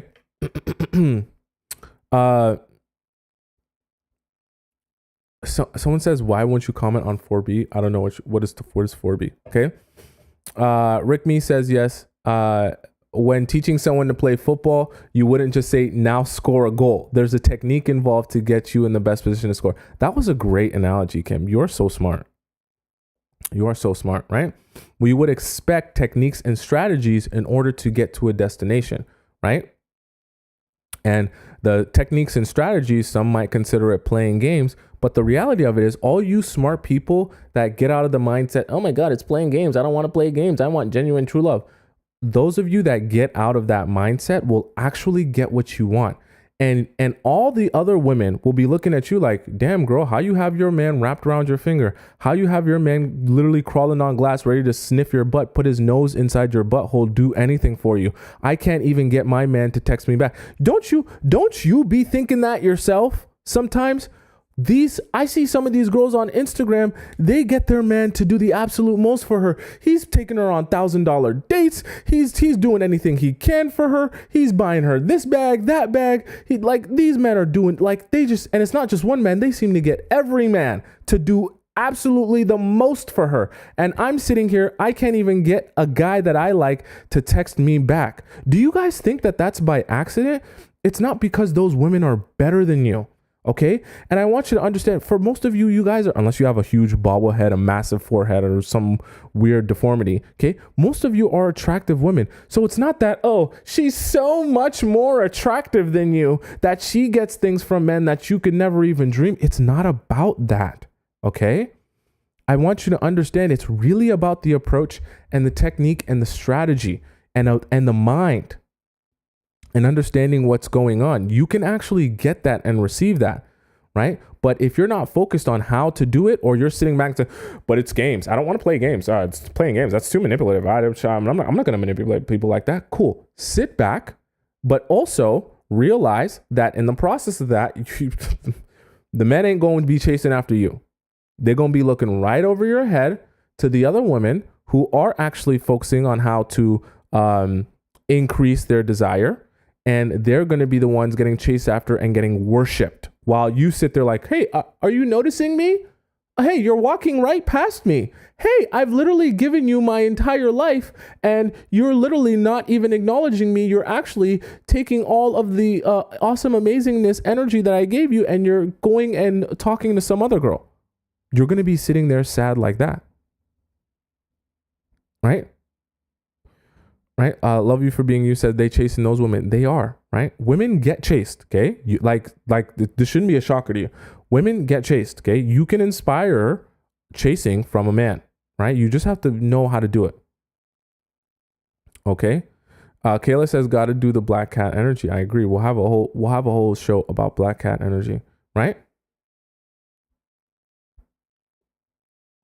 Very important. Okay, so now number 1 was addiction, number 2 was debate, number 3 the perception, number 4 the tension, and number 5 we have the obsession. Now it kind of encompasses everything that we discussed. The obsession is really just about how all of these things, that addiction, excuse me, that debate, that back and forth, that increased perception value because you don't seem to have time for him, because you don't seem to be able to sit back and be in agony about him and what he's doing. That obsession created, right, is stemming from the fact that he is uncertain of you and of the relationship that he begins to obsess over. I want you guys to also imagine what obsession really is. Obsession is not indifference, okay? Obsession is not chill. You know, I tell you guys all the time, if a guy is describing you as chill, you're doing it wrong. He should not be describing you as chill, because that describes the feeling he feels, and chill really translates to indifference, meaning I don't feel any particular strong emotions when I'm around you or with you. You just embody nothing, like nothing good, nothing bad. You're just existing. And if you're just existing, there's no possible way he can be obsessing over you. There's no possible way he can really be hungry and thirsty for you, that he wants to do absolutely anything he can to gain access to you, okay? Obsession is strong in nature, okay? It's intense in nature. You can't have obsession come from indifference, right? Think of it like the soil, right? You're not going to have a tree grow from concrete. Okay, you have to have a particular type of soil to put your seed in, that your tree can go long and tall and beautiful.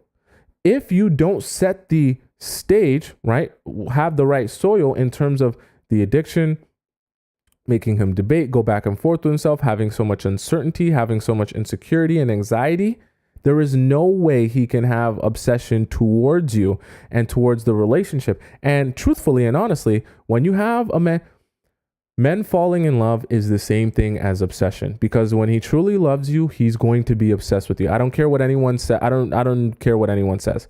When a man is truly in love with you, he's going to be obsessed with you. It's going to be you or you. There's no other options. Okay. He's going to want you and want you alone.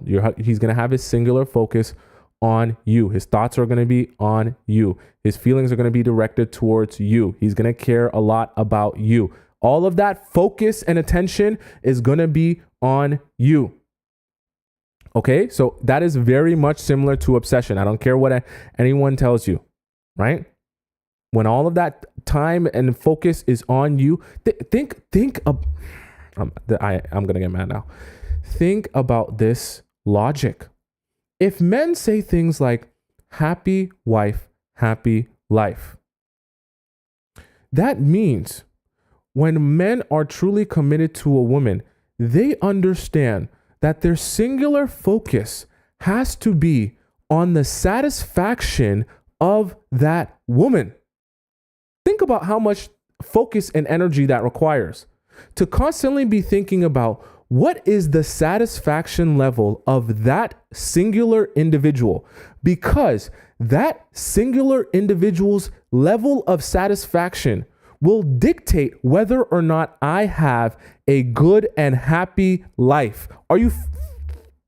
Digest that concept, okay? So I say that to say, you have to understand, in any form of love that men are truly going to feel towards you and have for you, that is going to stem from a level of obsession. Okay? And I want you to understand that this uncertainty is also a way to stimulate that obsession, that he will fall even deeper in love with you. As crazy as it sounds.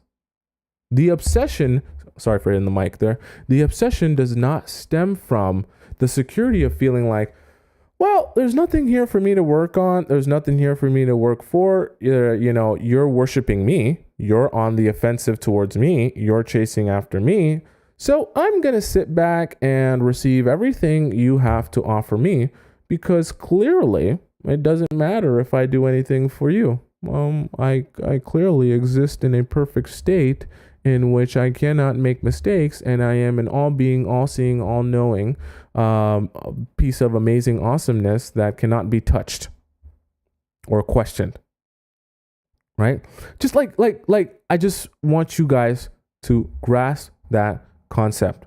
Okay? That uncertainty is the best part. And the one of the most important parts of the man, even their ability to even fall in love with you. Because love, for the man at least, I'll only speak for the man, is obsession. True love is like really obsession. It's not sitting back and being chill about things. Like, it's not sitting back and not caring about things. Even if the men try to hide their jealousy, even if they try to hide how much they care and they're good at hiding it, that doesn't mean they don't care, right? If they really love you, they're going to be obsessed with you. And when you're doing things like this, all they'll be able to do is think about you, wonder about you, wonder where you are, wonder what you're doing, wonder why you're saying this, wonder why you're saying that, right? And it just creates a very obsessive environment, right? Which is good for you, because an obsessive environment gets you what you want. Does that make sense to you guys so far, or are you confused? Do you guys have any questions about what we just discussed? Sorry so much about my internet today. I have no idea what's going on with my internet. I think I don't know why I've been having some issues today, so I'll make sure I get that fixed for tomorrow. These glitches are quite annoying for me too, because I can see when you guys are like, yo, it's glitching. Okay, I don't want it to be glitching so much for you guys. Okay, does that make sense to you guys, or are you guys confused? Rick Me says, how long does it take to get a guy obsessed? How long should a woman apply this uncertain energy? Okay, I know this is going to sound crazy, but I would say forever. I would say never allow... You don't want your partner to feel too comfortable and complacent in the relationship, that they no longer have to work for things or work for your love. I know that sounds horrible. I know it does. But truthfully, the moment people begin to feel complacent, I'm going to just tell you the truth. The moment people begin to feel complacent, they stop trying and they stop working and they stop doing the things that is necessary to keep the relationship alive. Truthfully, you don't want to give him so much complacency that he feels like there's nothing left that he needs to do. I hate to make it seem like it has to be an ongoing thing forever, but truthfully, you also need to make sure you're doing things that give especially your man, space to continue desiring you and wanting to indeed chase after you, even in smaller doses that don't have to be as extreme as ignoring him or something like that. You get what I'm saying? Right? I don't know if that makes sense. So that has to be an all the time type of thing. Right? And keep in mind, I always tell you guys, please, you don't wait for me to tell you, hey, so if you've been in a 15.5 year relationship, and for what we're discussing, make sure you refer to section B, page 83, paragraph A, And you see at exactly 8:05 p.m., you say this, you talk like this, you respond like this. What? Don't wait for me to be telling you exactly how to implement the concept into your life. It's very important that you absorb the entire concept, right? And figure out, you have to do the work. Do the work. I'm a shocker, right? That I'm like, we're having a show where you actually have to do work. You have to do the work of figuring out how this concept applies to your life in a way that makes sense and how you can implement it in a way that actually works for you. Okay? Because I know some of you guys, but what should I do here? What should I say here? What about a long distance relationship? What about this kind of relationship? What about that one? What about that one? What if I saw him on the street 3 years ago and then now I'm seeing him for the first time in 20 seconds? And then what do I say now? And what if he wears a blue shirt? And what if his head's red? And what if his teeth are yellow?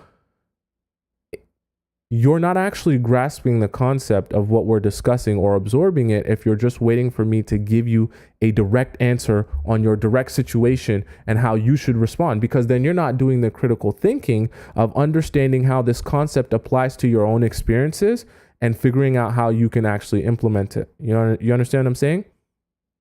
Right? So make sure in the process of us having this discussion, you're actually absorbing the information, looking at your own life or thinking about your own life and figuring out what parts of those concepts apply to your own life and how they would apply to your own life. Nothing wrong with having questions, but I just want you to, in the process of having questions, also be thinking about, okay, how do I actually implement this in my life? Or how can I actually use this to figure out my own specific situation? You understand what I'm saying? Right? Ashley says, do him a favor and keep him obsessed. I 100% agree. I 100% agree. Right? Christina says, what is the concept? Today's concept was why men fall in love with uncertainty. Okay. Lena says, how do we get them obsessed other than uncertainty? Well, that'll be for another show. We'll talk about some of the other topics, but they're very similar, right? You're not going to get a man obsessed with you by getting on your hands and knees and scrubbing the floor. Okay. But before we even get to the other episodes of this, I'll be the first one to tell you, you don't get a man to fall in love with you by getting on your hands and knees and scrubbing the floor. You don't get a man to fall in love with you by showing him you can cook the best. You don't get a man to fall in love with you by showing him how amazing you are. You don't get a man to fall in love with you by showing him how good your mouth is, by showing him how good your hands are, by showing him how good in between your legs is, or if you're really weird, by showing him how good your feet are. Okay?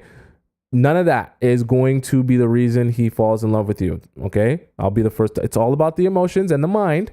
But it's about triggering very particular strong emotions in the right way at the right time that will get that to work. Okay. It's not about being a good housewife. You'll just waste your time. And I'm telling you this as a guy. Don't be trying to go out thinking that being a good housewife is what's actually going to make him fall in love with you. It's not. Okay. It's truly not. Right. Okay. So, it's Discord time. It's Discord time. It's Discord time. For those of you beautiful people who haven't sent in your Discord question, you better send it in before I finish all the Discord questions. If you don't know, we answer questions on Discord. We're going to head over to the Discord now. It's Discord time. So if you have a question, but if you don't send it in by the time I get to it, then you're going to be out of luck. Okay. So for those of you on TikTok, on YouTube, it's in the link in the bottom of the description of the video, my Discord channel, and then you go in the relationship advice section. You can ask your question. If you're on TikTok, you just go in my link in my bio and you click that, you open it in browser, go to the relationship advice section, and then you'll be able to ask your question. So now we're answering some Discord questions for some beautiful people here. Okay, so first off, we have C. C asked, toxic in Chicago. Okay, C, let's see what you got to say. So me and my ex broke up almost a year. Almost a year, and I'm 41, and he recently turned 41 this past week, okay? We've been intimate ever since the breakup, I'm assuming. Really, it's the same relationship except with no title. Oh, mistake. We broke up due to his instability, life choices, and finances. And I will admit that I'm a bit controlling. I'm glad you admitted that. We broke up in June. In July, he met a woman 9 years his senior. Okay, so she's 50. Wow. Okay. And they are basically in a relationship. What do you mean basically? They're in a relationship. He tries to downplay it to me, but she is very vocal and forward on social media. Yes, I stalk to get answers. This is not good. I have let this woman know. Whoa, you guys be throwing stuff, and I just I have let this woman know via SM. What is this? What does SM mean? What is SM? Something message? What does it mean? That in fact, me and her man are still seeing each other. Okay. Of course she doesn't want to believe it, so social media. Of course she doesn't want to believe it, so I sent receipts. Of course he's upset and calls himself not speaking to me, but I told him, why should I care about her if you don't? Side note, she is recovering at his mama house from breast cancer, but he was having pineapples with me all the while. My question is, where do I go from here? Does he care about her? Is she a rebound, or he just can't get rid due to the circumstances? Should I leave this mess alone? Okay. Thank you, C, for asking your question.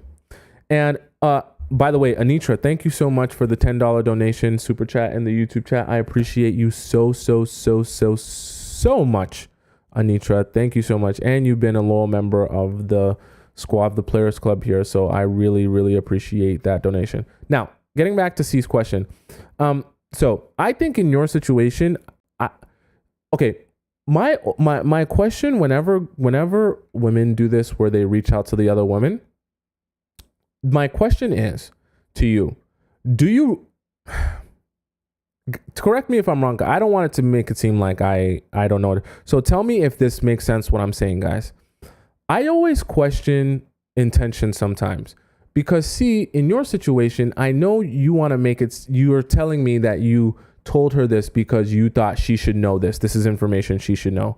But if you're still considering being in a relationship with him and you technically are still having this ongoing thing with him, did you really do it because you wanted her to know, or did you do it as a way to get her out of the picture? Okay. And the reason I ask that is because that requires its first little bit of honesty, because I feel like sometimes in these situations, we hide behind the idea that, oh, I told the other person because I just felt dishonest not letting her know. When in reality, if you really thought he was such a bad guy and you really thought that, wow, that's crazy that you're doing that, and you found this out and you knew all this, you would just not mess with that guy in general. And so you'd have nothing to worry about. There'd be no situation for you to involve yourself with. But I feel like, and I could be wrong, but I feel like part of the reason you might have did this is because you wanted to get her out of the way. And you were hoping that telling her this would get her out of the way.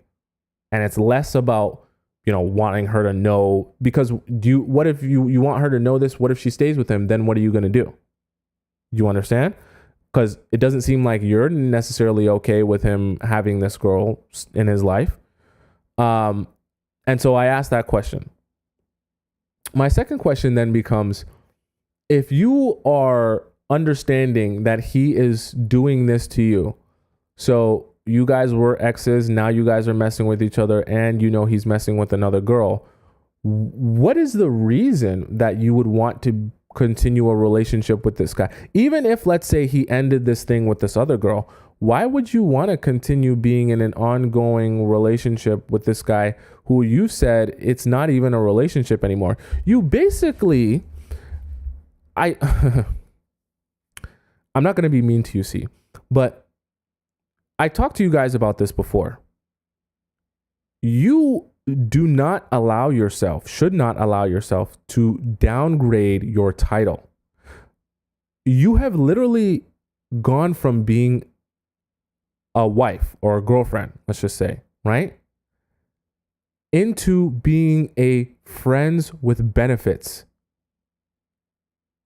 And you're just sitting there with so little self-respect for yourself, you're just taking it. Like, you were in a relationship with him. You guys broke up. Now you just said it's the same relationship, except no title, which means no commitment on his part, which means no, and he doesn't even have to put in effort. He can just hit you up whenever he feels like hitting you up, whenever he's aged, whenever he's got some blood flow in his lower extremities. It won't be for long. He's 41. Okay. And whenever he feels like it's convenient, he'll hit you up. He'll do what he needs to do with you, and then he'll discard of you, and you get nothing in return. Like you're literally in a lose-lose here, because you get nothing in return because he has no commitment to you, but you also are keeping yourself attached to someone who is actively building relationships with other women. So he's getting over this. He's moving forward with his life, and you're sitting here still consumed by this relationship that is over for him, that he's moved on from, while you get no commitment from him. There's no win. Like you're losing in every aspect. Okay? I guess you could say you're getting schlong, but I'm telling you, you go search up Tracy's dog sucking vibe, and you won't miss it that much. Trust you me.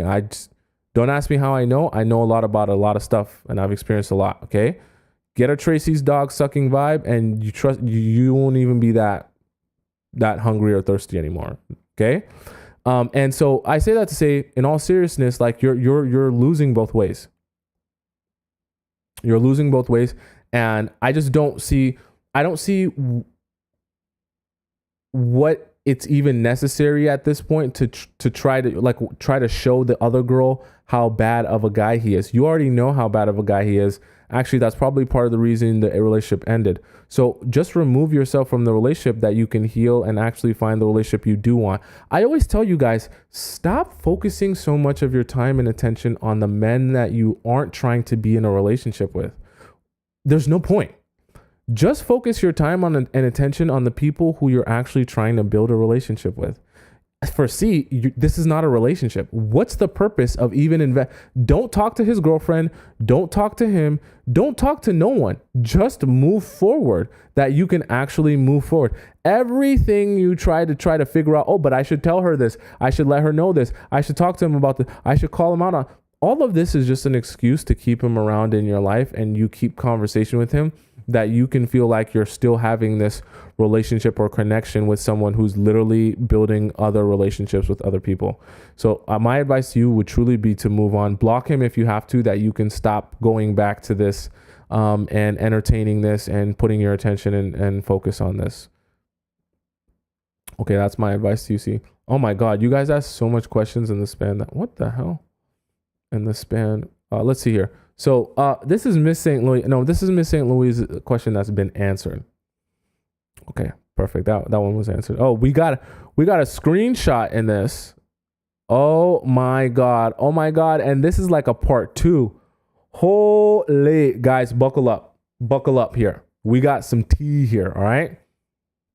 So Prim says, ex broke up with me. This is going to be crazy. Okay.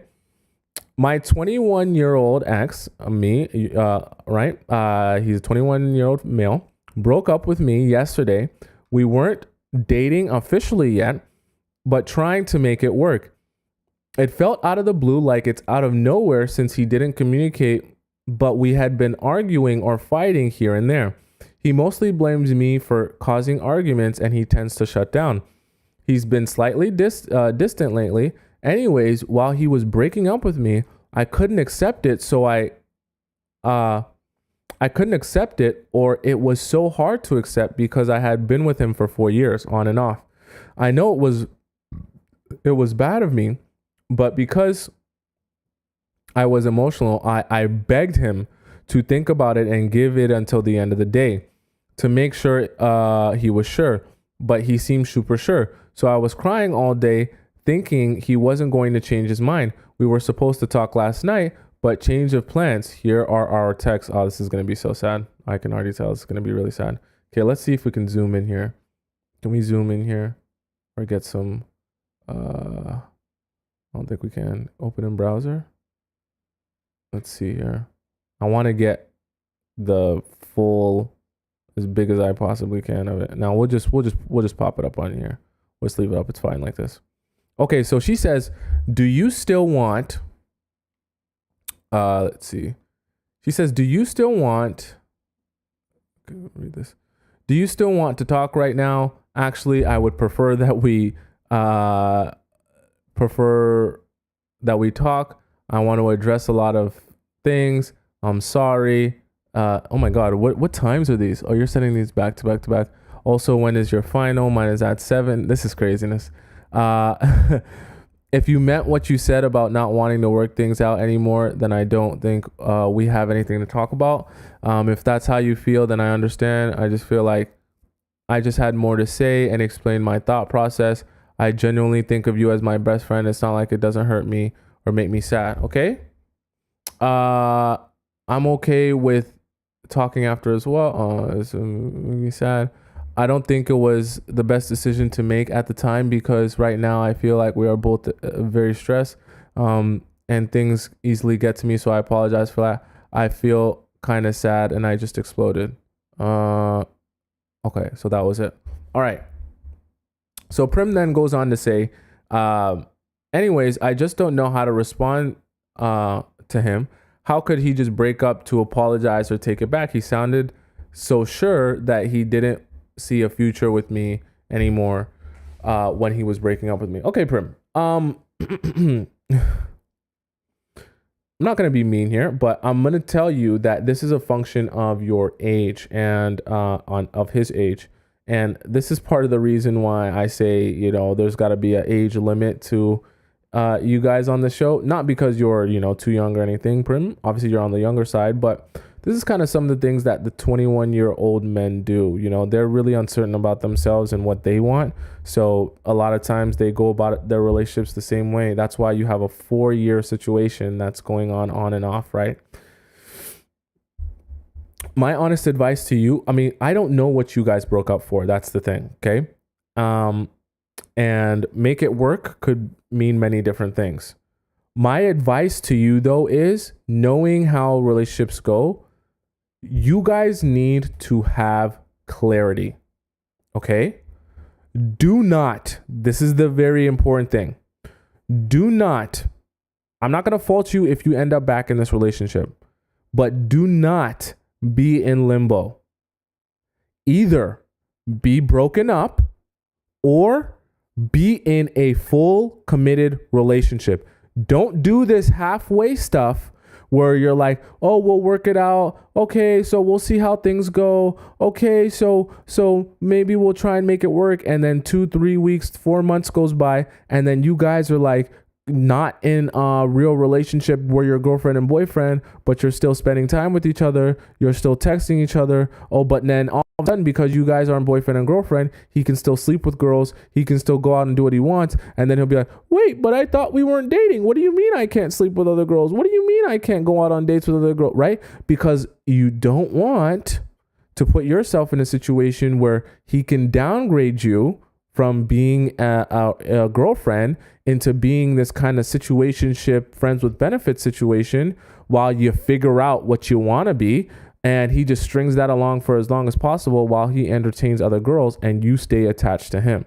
Okay, so my advice to you is if you are going to get back into the relationship, because I can't be the judge of whether you do or not, if you are going to get back into the relationship, have a sit down discussion where each of you address your issues and figure out what the next logical step is to coming up with solutions that those are no longer issues. And there needs to be a clear path of compromise where both people are happy with how this is going to look in the future. You can't just say, oh, I'm sorry about what I did, or I'm sorry about what I said. It has to be solution based, meaning it has to be, cool, I'm sorry about what I said or did, but here's the strategy we're going to use to prevent ourselves from being in this situation again. If you guys can have a whole conversation and come to an agreement on all of those aspects and have a strategy for all of those solutions that were issues leading to you guys breaking up in the first place, then get back in a whole serious relationship. If that's not the case, end the relationship and don't speak to him. Don't do a halfway thing, okay? So don't put yourself in limbo. That's the best advice I could give to you, okay? Or else you'll end up being downgraded from girlfriend to friends with benefits. Waste of your time. Wow, we have back-to-back screenshots here. This is like T Central. How do I get him to be mine? Catherine K says, extra information, green flags. He compliments me behind my back, talks to me in college. He has quite a few followers on TikTok and only follows 5 people, including me. I follow 1 and it's myself. No, I'm just joking. That's a flex for no reason. Opens doors for me and does a little helpful acts of service. Okay. Red flags, still thinks about his ex, and I know this because he reposted a TikTok. He reposted a TikTok with a quote saying, when a little part of you thinks your story isn't over. This is the new thing that we're doing now, huh? So, there used to be subtweeting when, we were teenagers and stuff like, well, when I was a teenager, that, people used to read into. Now, I guess we read into people's reposts on TikTok. Quite interesting, our generation now. When a little part of you thinks the story isn't over. He's a leaf dealer, okay? He flexes his money a lot. Okay, that's what leaf dealers do. Has tattoos at like, I'm assuming you meant he got his tattoos at 16, not like he's 16. People call him a player, but I've never seen evidence of it. Snaps me. You guys know how I feel about Snapchat. Snaps me at random times of the night, like 3 a.m. or 1 a.m. I hate Snapchat so much. Random info that might be helpful. He recently joined the same gym as me. Okay. We live pretty close, so I sometimes bump into him. Okay. We only go to college together once a week. Okay. By this point, I don't know if I like him too much and need to forget him and continuing focusing on my stuff. You should be focused on your stuff. To be honest, I don't know if he knows I like him that much because I don't really give it away. I only ever gave him the average compliment and being chatty with him. And I also decided to delete Snap. Thank you. Because I want to remove the pen pal energy smart to get him chasing me, but he hasn't done it long enough yet to say if I haven't done it long enough to say if it worked. Okay. So let's read this. So she says, I've been going to college since last year, September, with a guy that used to go to my old school. I found out he called me hot to my best friend's boyfriend, and I found him attractive. So I found him attractive, though I never made it known to him until a couple of weeks ago after my newfound confidence from the compliment arrived. I dropped a hint by asking to walk to the shops with him at break. We chatted and the conversation was flowing really well. On that night, he downloaded Snapchat. What? Bearing in mind, he says he doesn't like social media apps, and I received a friend request from him from his freshly made account. The next day, we start snapping and talking, and he seems to be interested in me, so I'm happy about that. And this and that, and we continue talking and sending stupid little snaps, pointless, to gain his attention. But over a week or two, he stops talking to me as much and continues snapping me, and it feels like he's lost interest. He probably has. I told you guys how this works. Lost interest, but he's giving me more compliments behind my back to my bestie's boyfriend, saying I'm fun to talk to and beautiful, and how I'm the only one who he talks to at college now. I have no clue whether this man is interested in me and how I can get him to meet me outside of the college setting without being the one to schedule the date. Okay. This is actually this is a perfect prime example of why I tell you guys so many times that you should avoid being a man's pen pal at all costs, because this is what happens.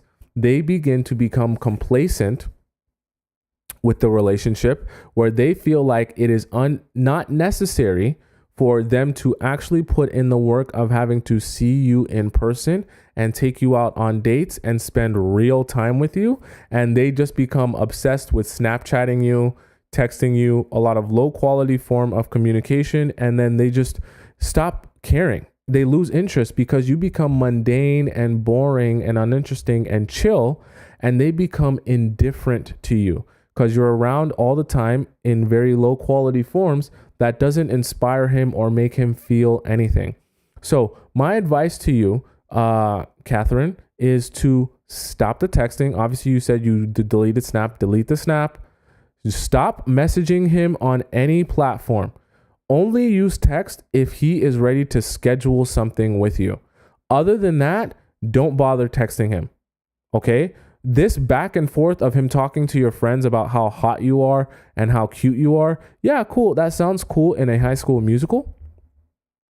But here in the adult world, that is not man behavior. Like, it's cool that he finds you attractive and stuff, but after a while, it kind of gets very beta male energy for him to continue just talking to your friends about how attractive you are and not actually talking to you in real life. Okay? And you really want to squeeze the life out of men's ability to contact you and spend time with you through text or Snap, because if they really like you and they're really interested in you, you want all of that energy to be focused on trying to see you in person, right? Right now, he feels very satisfied with Snapchatting you and texting you and not actually seeing you in person, probably because he's too shy, right? But I could promise you, back in the 19 whatever, before we had phones, the shy man either had to go up and muster up the courage to talk to women in person, or they got no Squirtle. Okay? They had to sit on the sidelines watching all the confident, funny, interesting men take all of the women. And they literally sat there dry, right? And depressed because they couldn't get any other women. Their only option was to get up out of their chair, muster up some courage, and go talk to a woman, because there was no option to text her or Snapchat her or call her on the phone. You either got the courage and the confidence, or you got no Squirtle. And so you have to put yourself in that same position where the only way for the men to access you is to get the courage and the confidence to come up to you in real life and take you out on a real date. Not sit back, relax, and text you from behind a cell phone screen that they don't have to actually build up confidence and do anything. Okay? Remove all his forms of being able to contact you outside of seeing you in person. And if he really is interested in you, you'll probably see him actually push for doing something in person. If he's not that interested in you, or he can't get over his shyness, which really just means he's not that interested in you, then you know that you dodged a bullet anyways, because why would you be trying to build a relationship with someone who you have to like force or encourage to like be motivated enough to take you out or like be a man, right? You're not dating a man at that point. You're dating a little boy. Okay, so that's my advice to you. Baby Bliss. Okay. Baby Bliss asks. This is video ideas. Okay, so I'll Baby Bliss. I'll come back to you, and I'll read this on my own time because this is video ideas. I want to address people's relationships, but don't worry, I will read your message. Okay.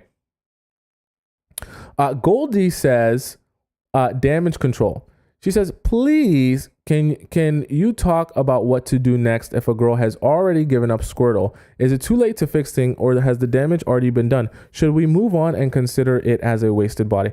Goldie, this is a great question because I know a lot of you have this question when you hear me and you come to so many realizations and you're like, oh my God, I'm such an idiot. Oh my God, why would I do that? Oh my God, why did I say that? I should have done something completely different. I should have acted different. I should have done this differently.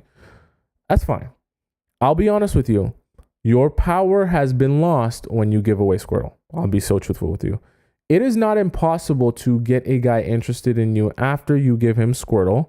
However, it is very hard to close to impossible because now you're banking on somehow he will, despite him experiencing you as an average everyday fun girl, somehow he'll be able to look past that and still have the same desire and hunger for you that he would have before he slept with you. And it's honestly, truthfully, it's very difficult. It's very difficult to try to dictate the rules after you've given away your power. You understand? Because what are you going to say? What are you going to say now, Goldie? I'm not going to sleep with you. You already did. So there's no lose there. I'm going to break up with you or I'm going to walk away. He'll be like, cool, I already slept with you. So I'm not missing out on anything, right? You've given him the ultimate investment. It's a position of power, right? You've given away your power now. So it's tough to come back. Your only hope is to pull all the way back, not text him, not call him, not message him, not anything, and hope that that absence makes him feel like, well, there was more that I liked about you, about spending time with you than just using you for your Squirtle. And it forces him to reach out. Now you can start saying, hey, if you want access to me, it's under this and this and this and this circumstance, right? And only if he's already super interested in you will he be willing to jump through those hoops to continue getting access to you, even if he already slept with you. If he's not that interested in it though, and it doesn't matter to him that much, he'll just say, oh, you're trying to make this difficult for me when I already slept with you. Get out of here. I don't have time for this. I'm not interested. Right. So, honestly, I would move on without hoping that it'll he'll all of a sudden magically want to be interested in you, because having that hope will only make it harder for you to actually move on. So my advice to you would be to move on, but at least use that as a learning lesson that before you jump into giving your Squirtle away, be very aware that you're giving your power away in that process. So if you don't feel like you can trust him with giving your power away to him, right, then you should not be giving your Squirtle away to him. Okay. I know it's depressing, but it's true. Kitten says, let me see Kittens. Kitten Dream says, hi, I'd like some advice. I'm 29, female, single.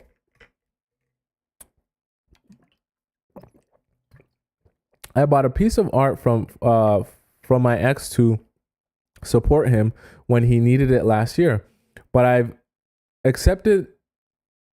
never accepted the piece into my possession because it feels too sentimental to have. It's a piece of art. I'm confused.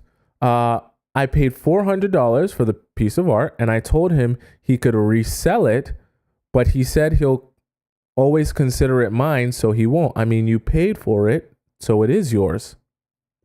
Okay? We haven't been in contact since January, but I feel like I might need to open it to get the piece shipped to me. Oh, I'm going to get mad about this. So at least I can figure out what to do with it. I thought about burning it, or should I let it go? Okay, Kitten, I'm glad you asked this question. I'm going to get mad about this because I had a conversation with you guys about this specific type of thing. Kitten, let's be so for real. When you were with him and you were getting schlong inside your Squirtle, right? You didn't give a damn about this $400. You gave him the $400 and told him, by golly gee, take my $400 and then resell it and make more profit. See, you were the nicest, most considerate, most generous person with your money when, he was penetrating your Squirtle and you felt like, you guys were in a relationship. Okay. All of a sudden, now that you're not in a relationship anymore, you're looking for reasons to get your money back. But when you were in the relationship, you weren't in no damn rush to get your money back. So what that tells me is it's not really about getting your money back, because if it was, that $400 would have been important to you then, Or you would have actually wanted to get the painting then, because you didn't just want to give $400 away for no reason. Because essentially that's what you did. You just donated him $400 for the sake of donating him $400. Okay. So if it wasn't important to you back then, don't hide under the fact that you want to see him again, right? Or see him one last time or speak to him one last time by saying, oh, now you want your $400 back. You want to open the piece and get it shipped to you. Oh, poor kitten wants her art piece now. It didn't matter to you when you were in a relationship with him. Don't pretend like it matters to you now that you guys aren't in a situation or relationship anymore because you want to see him again. Don't make that excuse, okay? All you're doing is prolonging the fact that this relationship is over. And instead of moving on, you're trying to hold things hostage to tie you with this person continuously. It's unhealthy for you and him because let's just say in a hypothetical scenario, you end up trying to contact him and get your money back or get the art piece. And now you guys sleep together again. Okay, cool. Now you create this ongoing thing where you actually trick yourself because probably when you start sleeping with him again, you don't worry too much about the $400. And now he probably has you in a way where you're kind of friends with benefits, but not really committed to each other. So you're continuing to invest yourself in someone who's probably moving on with their life and doing other things and sleeping with other people while you don't give yourself an opportunity to heal and move on from the relationship. And you probably won't care about your $400 because you're sleeping with him and still feeling like you have access to him. My point being is this whole thing is a waste of your time, kitten. You're better served letting it go, moving forward, and being honest with yourself that if you truly wanted that $400 back, you would have actually tried to get it when you were in the relationship. Or if you truly wanted the art piece, you would have actually got what you paid for when you were in the relationship. Okay? It's not like he held it hostage, and it's not like he didn't allow you to get the painting. You chose to leave it to him to resell. So don't act like you all of a sudden now you came to the epiphany that you need it and you want it now. Okay. Kachan says, I mean, money is money. That's my whole thing, is that if the money was that important to you though, right? If it's still that important to you, then go get a lawyer and get your $400 back. If the money is super that important to you that it's life changing. If it's not important enough for you to go get a lawyer to try to get your money back, then that's your answer right there. You don't really actually care about the money. You just want it as an excuse to see him or speak to him again. The same way you keep someone's clothes saying, oh, I'll return those clothes to you later, knowing that that's an opportunity for you to speak to that person again. Okay.